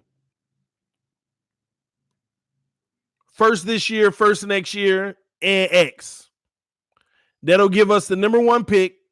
It'll give us the number 5 pick and the number 26 pick this year. We still have 3 first rounders this year. And we would have our normal first rounder next year. That's what I would do.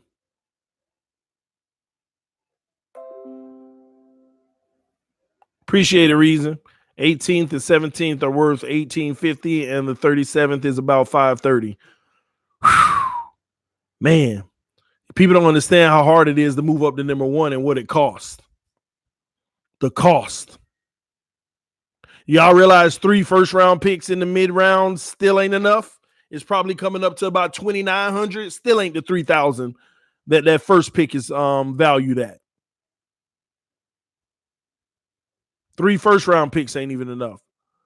Now, the 5th pick is a lot of capital, but I'm telling y'all, you want to keep that pick. I do you one better. Let me tell you why you want to keep the pick. Let me tell you where you can ball out. This is why you do the deal that I said. This is why you give away 19 this year, 18 this year, 17 next year in Xavier Howard. This is why. Because you still got number 1 this year and number 5 this year and number 26 this year. 3 first rounders.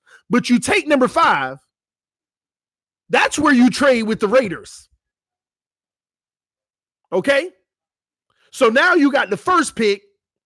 You got the Raiders 2 picks. And you got 26. What are the Raiders 2 picks? I don't remember. Y'all probably know. Reason certainly knows. What's the Raiders 2 picks? What's the Raiders 2 picks?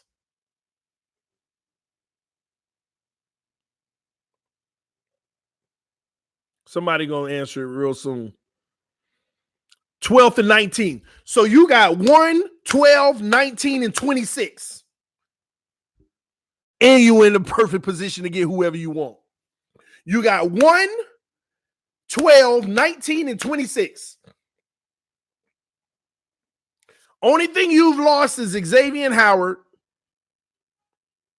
Number 5. Now, I mean, you ain't losing. You just traded it. You got that's crazy. Now you got 4 first-round picks. You got even more than you started with. But you only got 1 next year. So now you take number 19, and you trade with a team and say, you get 19 this year, I get your draft pick next year. I don't know what it'll be, but you gamble a little. And you go right back to having 3 picks this year and 2 next year. With the gamble, that might even work out better. Do it with a team like the Patriots, who we're hoping gonna fall now.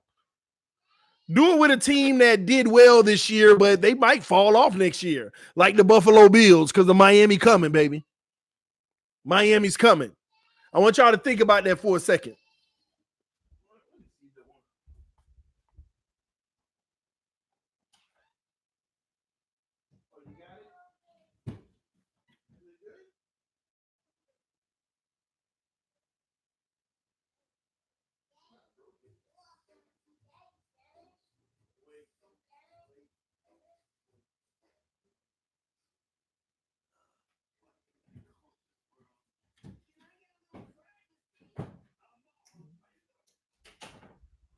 I'll get you 2. But anyway, man, that would be sweet. Now you got Joe Burrow. And now you picking at 12 and 19 and all. Man, come on, man. If y'all don't hear that scenario, that's some masterful work by Greer if that can happen. I would do it. Having number 1 and number 5. But again, I don't want 5 now. I got my quarterback already. I don't want 5. Not unless I'm going to take number 5 and take another one of them second-round picks and see if we can get number 3 or number 2. I mean, not number 2, number 3 or 4. And possibly still be in the running for Andrew Thomas. Unless we're going to do something like that, still be in the running for Andrew Thomas. But you got options now.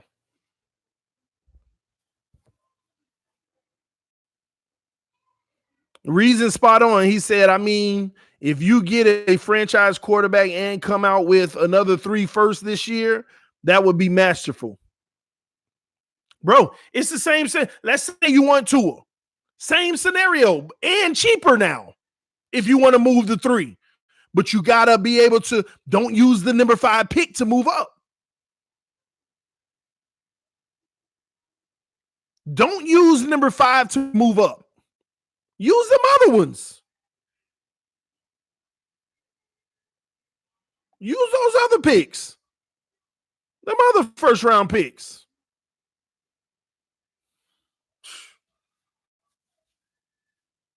That would be masterful. That would be masterful, man. 18 this year. The first-round pick next year. And Xavier Howard. Y'all sleeping on that move that scenario I just gave. Y'all sleeping on it. Because now you got 1 and 5. And I'm going to be honest, I would actually even give a little more capital. I might give a 1 this year or 1 next year and Xavier Howard. And I might give him a 3rd round pick with it. Might even throw in a 3rd round pick just to make sure it go through. To have number 1 and 5. Then I'm going to be like, Raiders, Tua Tagovailoa, you want this number 5 pick? Chargers. I'm called about 4 teams. Y'all sleeping on that scenario. Y'all better go watch the movie Draft Day. Let me know in the comment section if you've seen the movie Draft Day. Let me know in the comment section right now if you've seen the movie Draft Day. I like the movie because it kind of gives you a semi-realistic view of how this process works. It's real talk. What if Chase Young goes 1? Maybe that too. If you want Chase Young, you might want Chase Young with number 1. And you might want to say, okay, now let me take number 5 and package it with a number 2 and move up to 3 or something and get Tua or Burrow, Steele, or Andrew Thomas. You see the options you have with that number 5 now? You can package the 5 to move up 2 spots, and it's not as expensive. Reason, what's the difference in points between 5 and 3 and 5 and 2? If you can help me out, I appreciate you too, Reason, man. I know I got Reason working over there. Reason, what's the difference between the points difference between number 5, number 4, number 5, number 3, number 5, and number 2? Y'all gonna see it ain't crazy. We just talked about earlier that second rounder worth 500 points, right? Let's see what number 5 is worth. Don't worry, I know Reason to get back with us in a second, y'all. He probably looking it up. But I'm afraid Chase Young can be another Jordan. Deion Jordan, yeah. It's always a concern.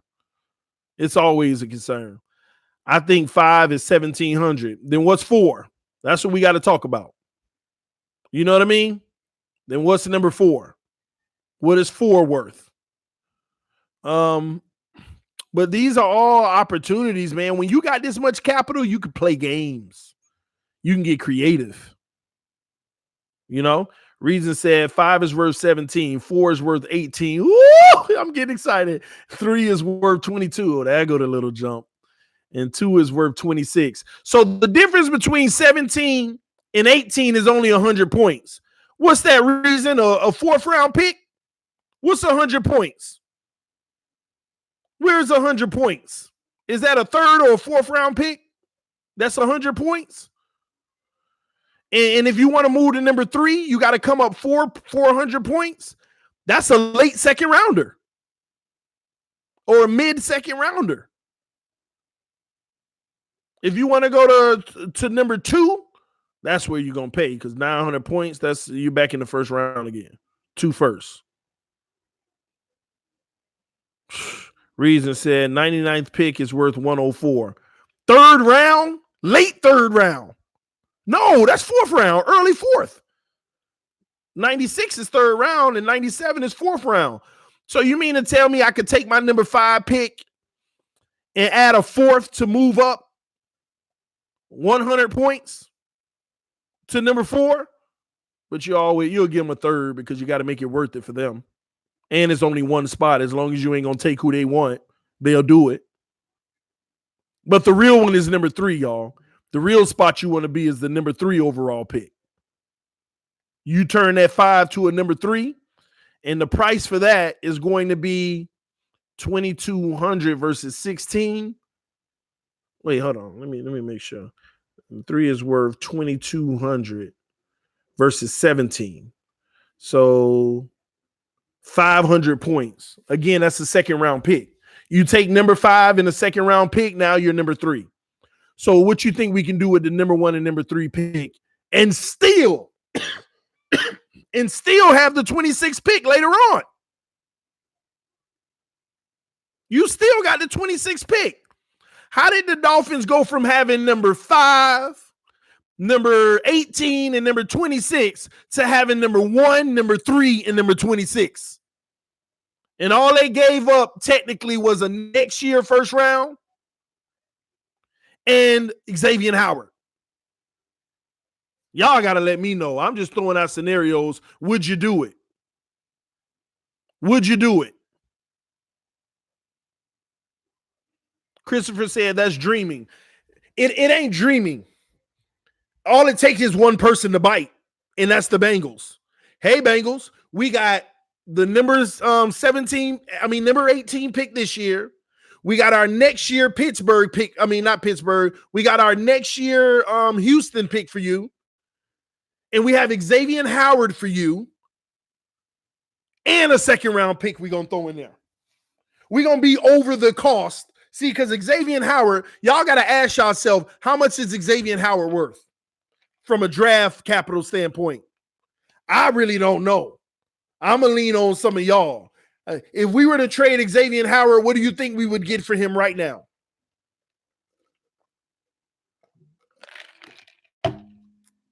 Former Pro Bowler. Does have injury concerns.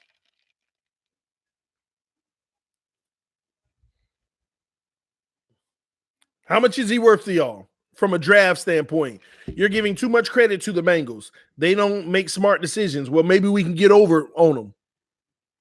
See, what I'm trying to tell y'all is, even if they don't make smart decisions and we gave them fair value, what we're trying to accomplish in this whole deal is still a win. Late first, probably. First, second. A good amount, whoever is looking for a corner would love to have him. So y'all mean to tell me y'all talking about a second, Minkah Fitzpatrick is more valuable than Xavier Howard? I'm just curious. I don't know. Don't think I'm arguing with you. Minkah Fitzpatrick is more valuable than Xavier Howard? I just want to drink on that real quick. Is that what y'all saying? Because he sure as heck ain't that lockdown corner y'all claiming he is if y'all saying that Minkah Fitzpatrick is more valuable than him. Just trying to understand. Minkah is and younger too. Oh boy. See, we got to throw age out of there because X is still young, technically. But y'all say Minkah is more valuable. I ain't saying you're wrong. I'm just shocked. I'm just shocked at how y'all really view X then. Because y'all showing all this love. If he was really that lockdown corner, hell, he should be worth 2 first-round picks at a minimum.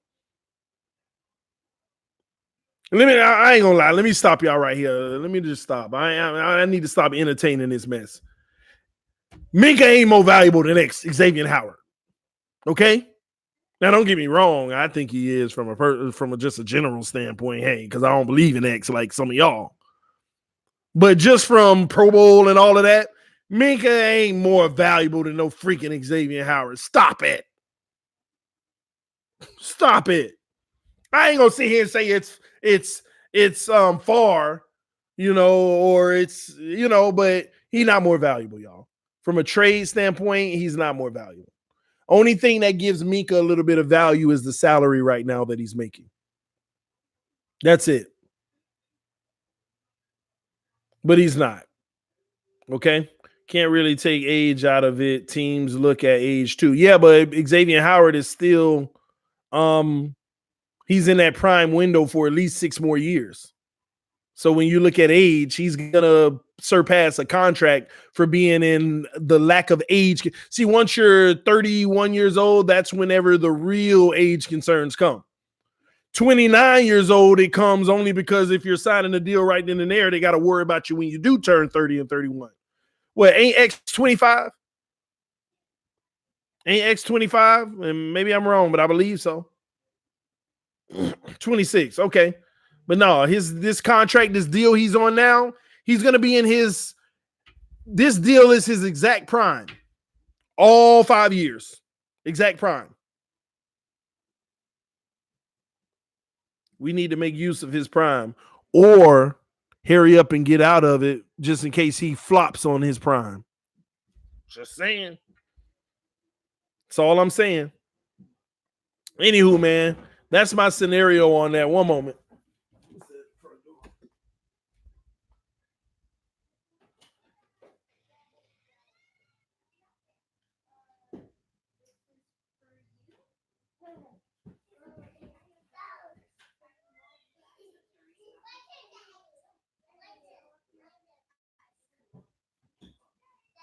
Coming.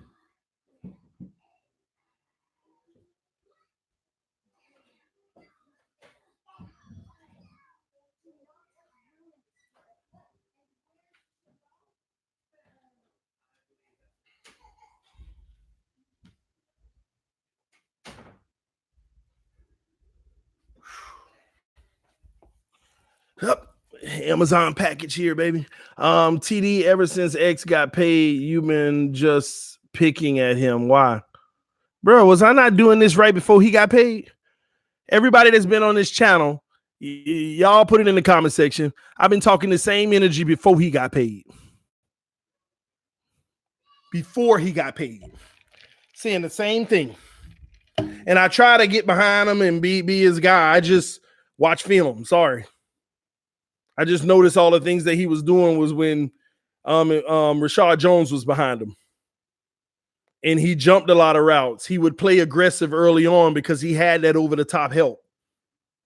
He had very reliable over-the-top help.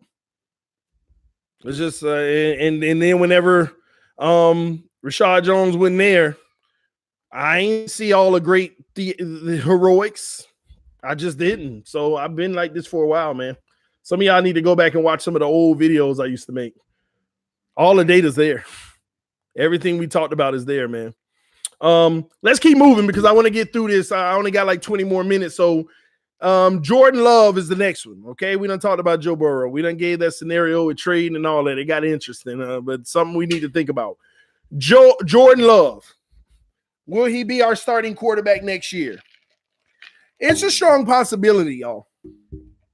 I have a source close to the situation that's been telling me, and I'm not a Jordan Love fan, never have, never been. Whenever I heard this from my source, I start watching his film and this and that. And after watching his film, I understand athleticism and his, the tools that he has. I'm just still not sold personally. But this team has scouted Jordan Love more than any other player. Yeah, I know you heard reports about, they've scouted this person more than anyone. Jordan Love has been scouted more than anyone else. They've been doing research on Jordan Love for 2 years now.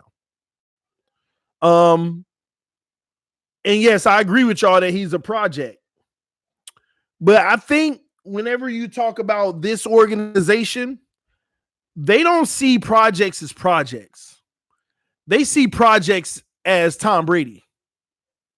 When Tom Brady came out, he wasn't even a project. He was a prop, if you ask me.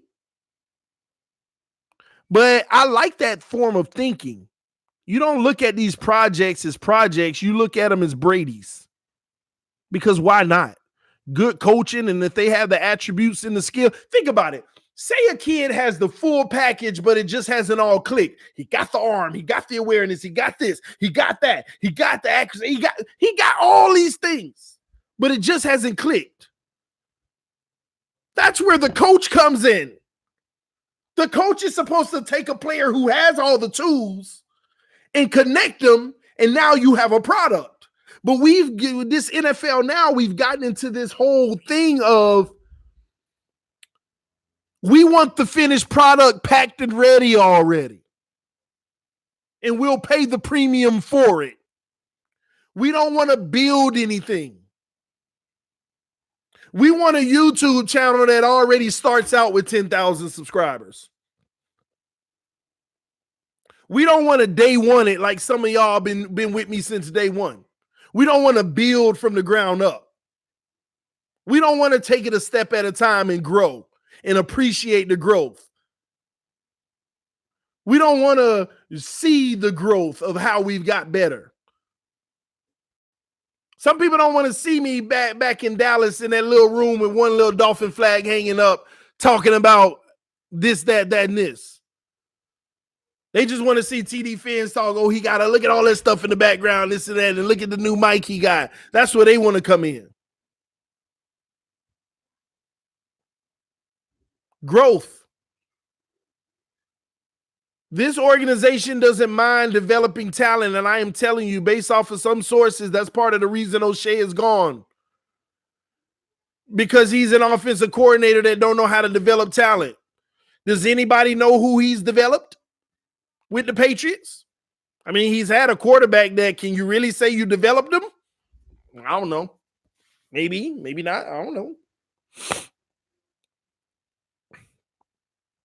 So when we talk about Jordan Love and Herbert and guys like that, they're viable options for this team to say, we're going to sit you the first year anyway. We want you to compete with Josh Rosen. We want Fitzpatrick to be that mentor for y'all. We want him to try to teach y'all and try to develop y'all with us. And might as well talk about Love and Herbert. Both of their stocks rose at the Senior Bowl.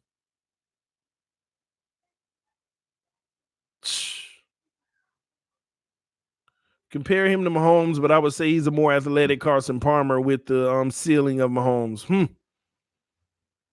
Reasons Jordan Love guy. He loves Jordan Love. He just says he got an amazing upside and he would take Jordan Love for sure. Again, I ain't got nothing against Jordan Love. I don't want y'all to think I'm hating on the kid, but I just, I don't know, and I don't even know why I feel this way, but honestly, it's just like, well, we'll see. We'll see. We shall see. But he is literally a viable option. The thing that I do like about drafting Love is this. The 5th round pick won't even be in the conversation. The problem is the Indianapolis Colts. Where do they draft again, Reason? Where do the Colts draft? That's the issue with us trying to go after Jordan Love. Too many reports are coming out that that's their guy. That's their replacement for Andrew Luck. They draft at 13. They want Jordan Love. They ain't talking this Tua, Burrow. They want Love. And when I watch his film, I can see why anybody would want him. Huge upside. Has the cannon.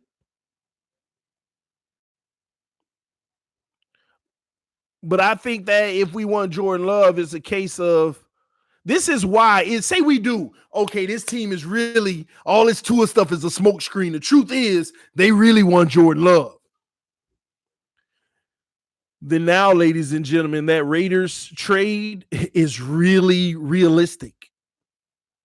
The number 5 pick for the 12 and 19 is realistic because they still get their quarterback at 12 right in front of the Colts in Jordan Love. And now they got the 18th, 19th, and the 18th, 19th, and the 26th pick. Or we can go back to the original scenario and move up to number 2 and take the 5th pick and still trade with the Raiders and still have picks galore.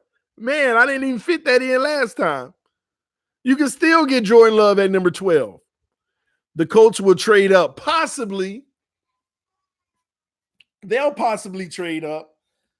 But that's where you're playing the trade up game. This is going to get messy. This draft is going to be tricky and messy.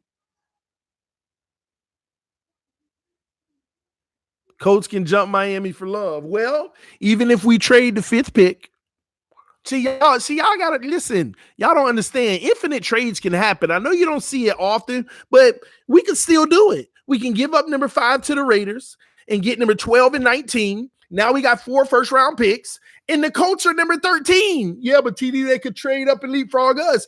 No, because we got number 12 now. Whatever trade up they're looking at, we're calling the same team. We got number 12. They got 13. Which one do you want?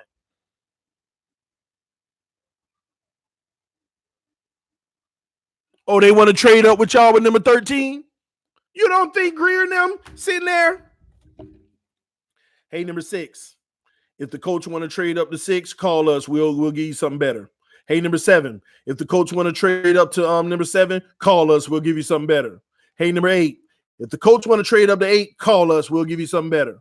Number 9, number 10, number 11. If the Colts want to trade up, call us. We'll give you something better. We're at number 12. They're at 13. You think they're going to go to number 13 and now they worried about us taking their player at 12 anyway? This is what you got to be doing as a GM. Matter of fact, anybody move up, let us know. We might be wanting to give you something better. Especially the Colts.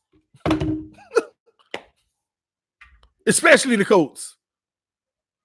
LOL, it don't work like that. Wetson, what are you talking about? It don't work like that. It work however you need it to work. What are you talking about? It's just simple. We're number 12, they're number 13. You are allowed to call every single team in front of you and say, if the Colts are looking to move up to this spot, call us. We'll give you better. It don't work like that. It don't work like that because they don't do it.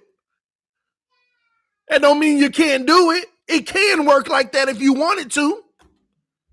Come on, man. It doesn't work like that. Then how it work, y'all?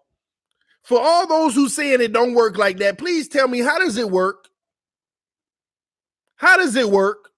So basically, y'all telling me a GM not allowed to call another GM to say, if they looking to move up, give us a call. We might have something better. Is that what you're saying? Is that what you're saying? Come on, man.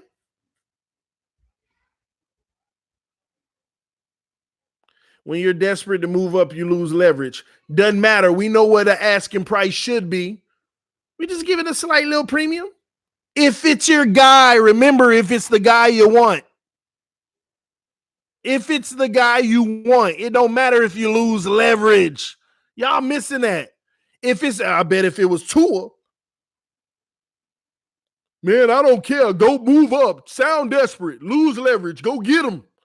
If it was Tua, we wouldn't be saying this. Shh. Love with fifth before Tua. No. Now, TD ain't going that far. I ain't trying to go get no Jordan Love at no 5. Truth is, I ain't really trying to get him at 6, 7 and stuff like that. The coach really would be talking themselves out to move up that far for Love. But I guess, once again, if it's your guy, and it's guys like Jordan Love that end up becoming the next Brady. It's guys like Jordan Love that end up becoming the next Aaron Rodgers. And you wonder why teams move up for them. And we all enamored and happy about what many consider the obvious. How has the obvious worked out in the last 20 years in the NFL? I'm just curious, y'all. Have y'all ever thought about that? How has the obvious worked out in the last 20 years in the NFL? I'm just curious. Just curious. Name the quarterback that's no longer on their rookie deal, because we don't know what they're going to turn out to be until we see them off of their rookie deal. Name the quarterback no longer on their rookie deal and tell me how the obvious has turned out in the last 20 years in the NFL. Oh, he's definitely the number 1 pick overall. He goes number 1. How'd that work out? Do you think about it? I want y'all to go back in recent history. How has the top quarterbacks in the draft worked out? Not in the last 5 years, because their story ain't been written yet. Everybody from 6 years on back, I'm interested. The quarterbacks going in the top 5, how have those worked out?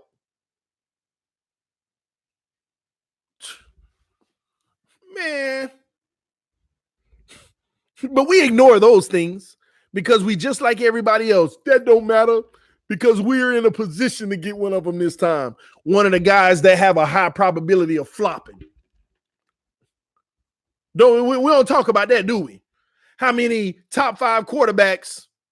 Yeah, they still running a franchise, but is it worth it? Was it worth it? Was it worth it?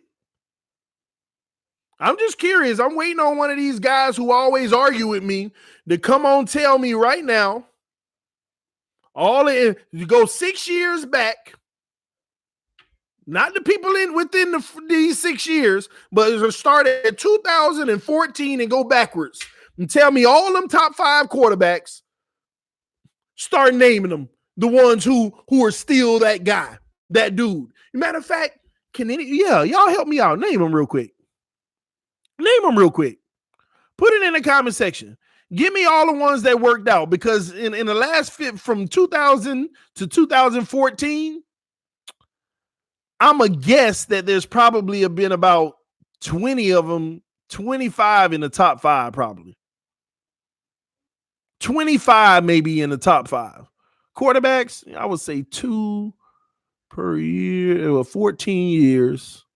1 per year puts it at 14, but we know it's about 2 a year in the top 5 sometimes, give or take 1.5. So let's go 21. There are probably about 21 quarterbacks in the top 5 since 2000 and 2001. Top 5. We ain't talking about the number 6 quarterback selected. We just talk about top 5. I wonder how many of those 21 actually became that dude for their team. That dude who they didn't get it wrong. I ain't talking about guys where they're still trying to figure out. So don't sit here and tell me Wentz is one of those guys. Nah.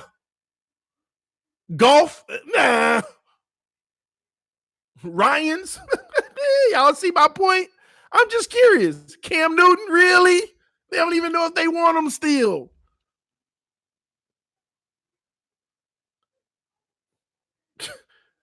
Wow. Did anybody ever think about that? Top 5 quarterbacks?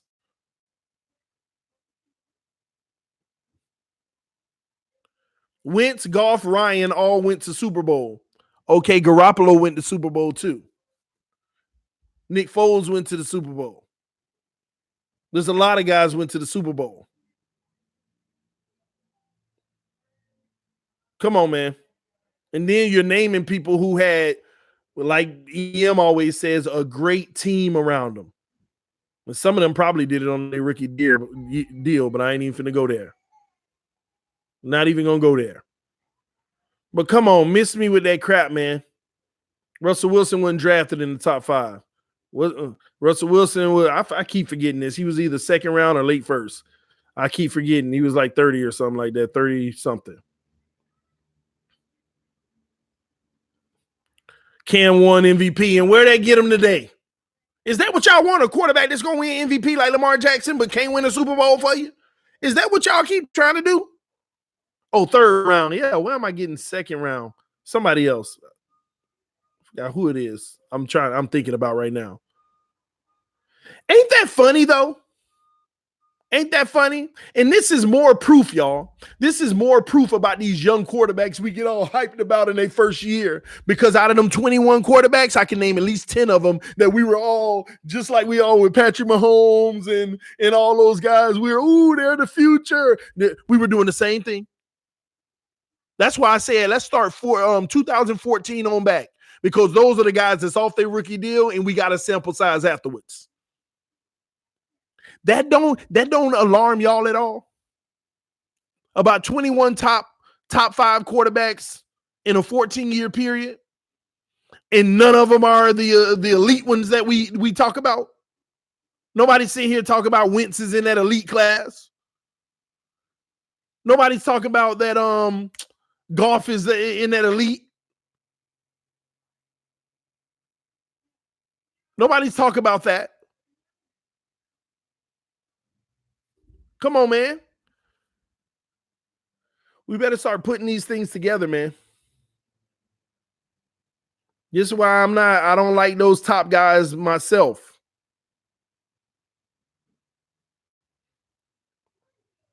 But Jordan Love and Justin Herbert, same situation. Same situation, man. That's how I view them. And free agent quarterback, they're starting all these rumors now, and they're actually warming up. It's building steam. Okay, that we might even bring in another veteran quarterback.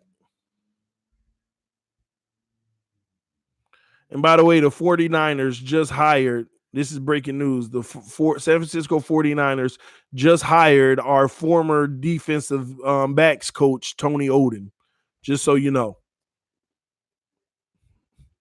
He's their secondary coach now.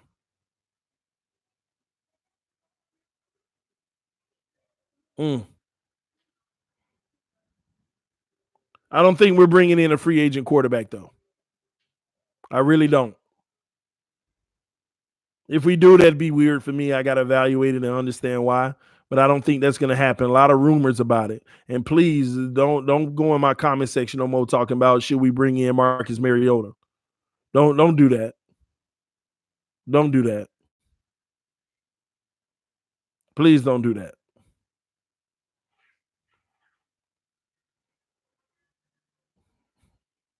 Please don't. All right. But that's my take. All right. Now, the question earlier before I get out of here was which quarterback would you draft? Number one, if I got the opportunity, I'm grabbing Joe Burrow. That's number one. Number two, I would go Jordan Love because I ain't got to give up as much, hopefully.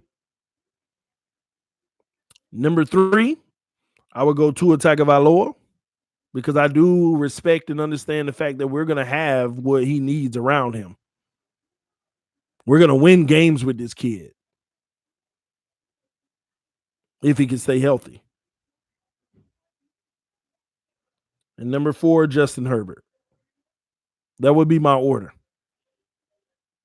That would be my order. Somebody said, you said all that and want to draft Burrow.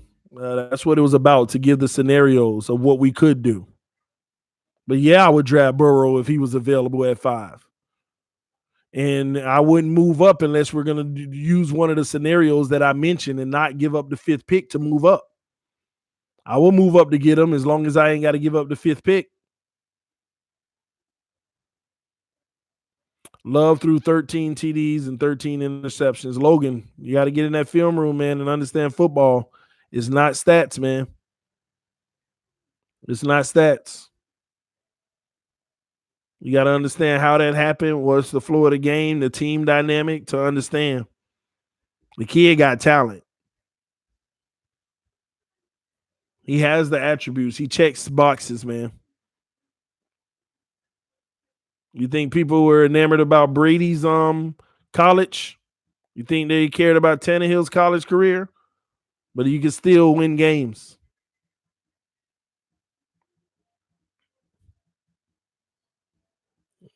Reason said Love threw 20 touchdowns this year. Actually, go watch the tape against Kent State. If it's not stats, then what was Winston last year? Winston? What? I don't know what he's talking about. Then what was Winston last year? Jameis Winston, that's who you talk about? He was Mr. Turnover. That's what he was. Them turnovers. How about we stay put and draft the best player on our board at 5? Plugged. I mean, that's the safe thing to do. Go ahead and draft the best player available on the board. Okay. Everybody knows that's an option. That's the one that doesn't even have to be discussed. Okay, we're at 5 and we're at 5. Who's available? What do we want? Go get them. Yeah. But with all this draft capital, there's so much we can do. So we talk about all those scenarios. But I hear you. Stay put. Draft who we draft. Draft who we draft. What's our record this year, TD? I can't tell you what the record is. I don't know who the personnel's going to be. Of course, my fanhood 16-0, baby, 19-0. But I got to see what we do in free agency and the draft. I can tell you right now, the roster that we have right now, if 100% healthy, we could pull off 8 wins. The roster we have now healthy, we could pull off 8 wins. If we do what we did at the end of the season, the whole season. Spread it out. Fitzpatrick, do it all. Forget the run. We can't run. I think this team right here can get 8 wins if we started the season over and we know what we know now. And Preston's healthy. Devontae's healthy. Everybody's healthy. And that's the minimum. I think 8 wins. 8 wins right now. How many did we have this year? I don't know. I already forgot. Lord. What was it, 6? Let me see. Let me make sure. For I'm speaking crazy.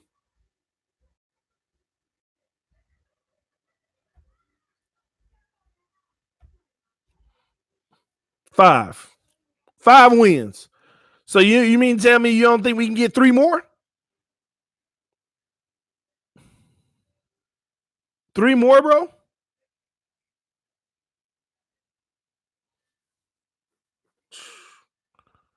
Yeah, we can get 3 more. Without the injuries, we pick up where we left off last year and we trade Xavier Howard. And yeah, no, I'm just teasing. Yeah, man, we can get 3 more. If we do what we did at the end of the season, defense got better and everything. Yeah, for sure. So when we add free agents and we go in the draft and get some good solid pieces, sky is the limit, man. I agree with that too. We could have won 7 to 8 games last year. They robbed us on one with that pass interference at the end with Needham.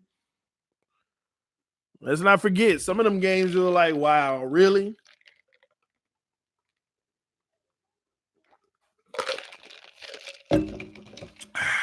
TD, why draft Love over Tua? Ceiling. The ceiling. The ceiling is high and he won't cost as much.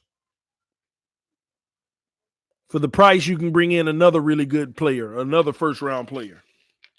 You can take that number 5 pick for Tua and move 12 and 19 with the Raiders, and now you can get Love at 12 possibly, and 19 you got another quality player. And I think that his ceiling, if he reaches his ceiling, then, hey, what's the difference? What's the difference?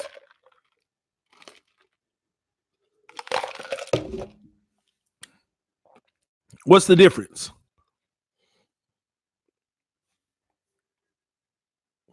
At one point in the season, Love had as many interceptions as he had TDs. Yeah. What you sipping on? Ice water? I'm out of water though. Just some ice in there now. So, Ravens Reason knows football, folks. Trust me, I've got your back, pimp. And Reason don't need to be arguing with nobody about football. He know football for sure. Ain't no question about that. It's just probably somebody disagreeing with one of his facts, and then they going back. I don't know what's going on, but everybody on here knows Reason knows his stuff. No question about it. No question. I see.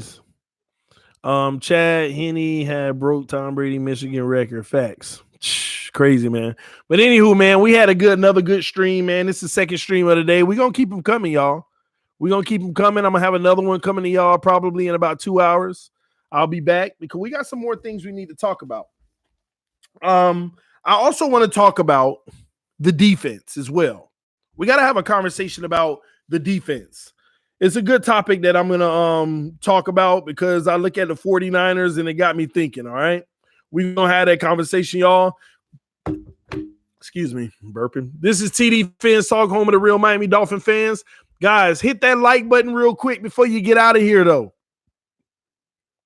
Hit that like button. Doug about to go live. That's my guy. Awesome, man. I might even tune in and check him out, man. That's pretty cool. It's perfect timing there. TD, you never said who you drafting. Oh, I already told you. If I could, I'll draft Joe Burrow or Jordan Love. That's who I would get. And who's going to be starting at quarterback this year?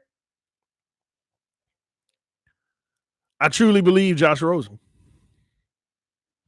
I truly do. And let me tell you why real quick. I think Josh Rosen will start at quarterback. I don't know how long he's going to be there, but I think he's going to be starting at quarterback because any rookie we bring in is probably going to need to sit a year. That's number one. Number two, we're going to have all the weapons and protection that whatever quarterback starts will need. And that's going to give him an opportunity to thrive. So if he takes control of it, that's why I think that they're more inclined to get a project quarterback like Jordan Love or Herbert anyway, because of that very reason. But only time will tell. We shall see. We will see some Fitzpatrick, or you might even get Ryan Fitzpatrick and Josh Rosen end up coming in, taking over at some point, or vice versa, which if it's vice versa, wouldn't be good for Josh Rosen. So that's where we are right now, man. But this is TD FinStalk, home of the real Miami Dolphin fans. Those are my thoughts, man. Love y'all, love y'all, love y'all. Another great show. Y'all hit that like button on your way out. I'll come back to y'all with another one. We got so much more to talk about. We still didn't talk about Clowney, Taco Charles. We didn't talk about the corners and safeties. We're going to talk about all these guys and so much more coming up on the next segment of TD Fans Talk, probably after lunchtime around 2 o'clock maybe. I'll be back at it, guys. So y'all stay tuned. Can't wait to see y'all again. And we also going to talk defense. Peace. Love y'all, man.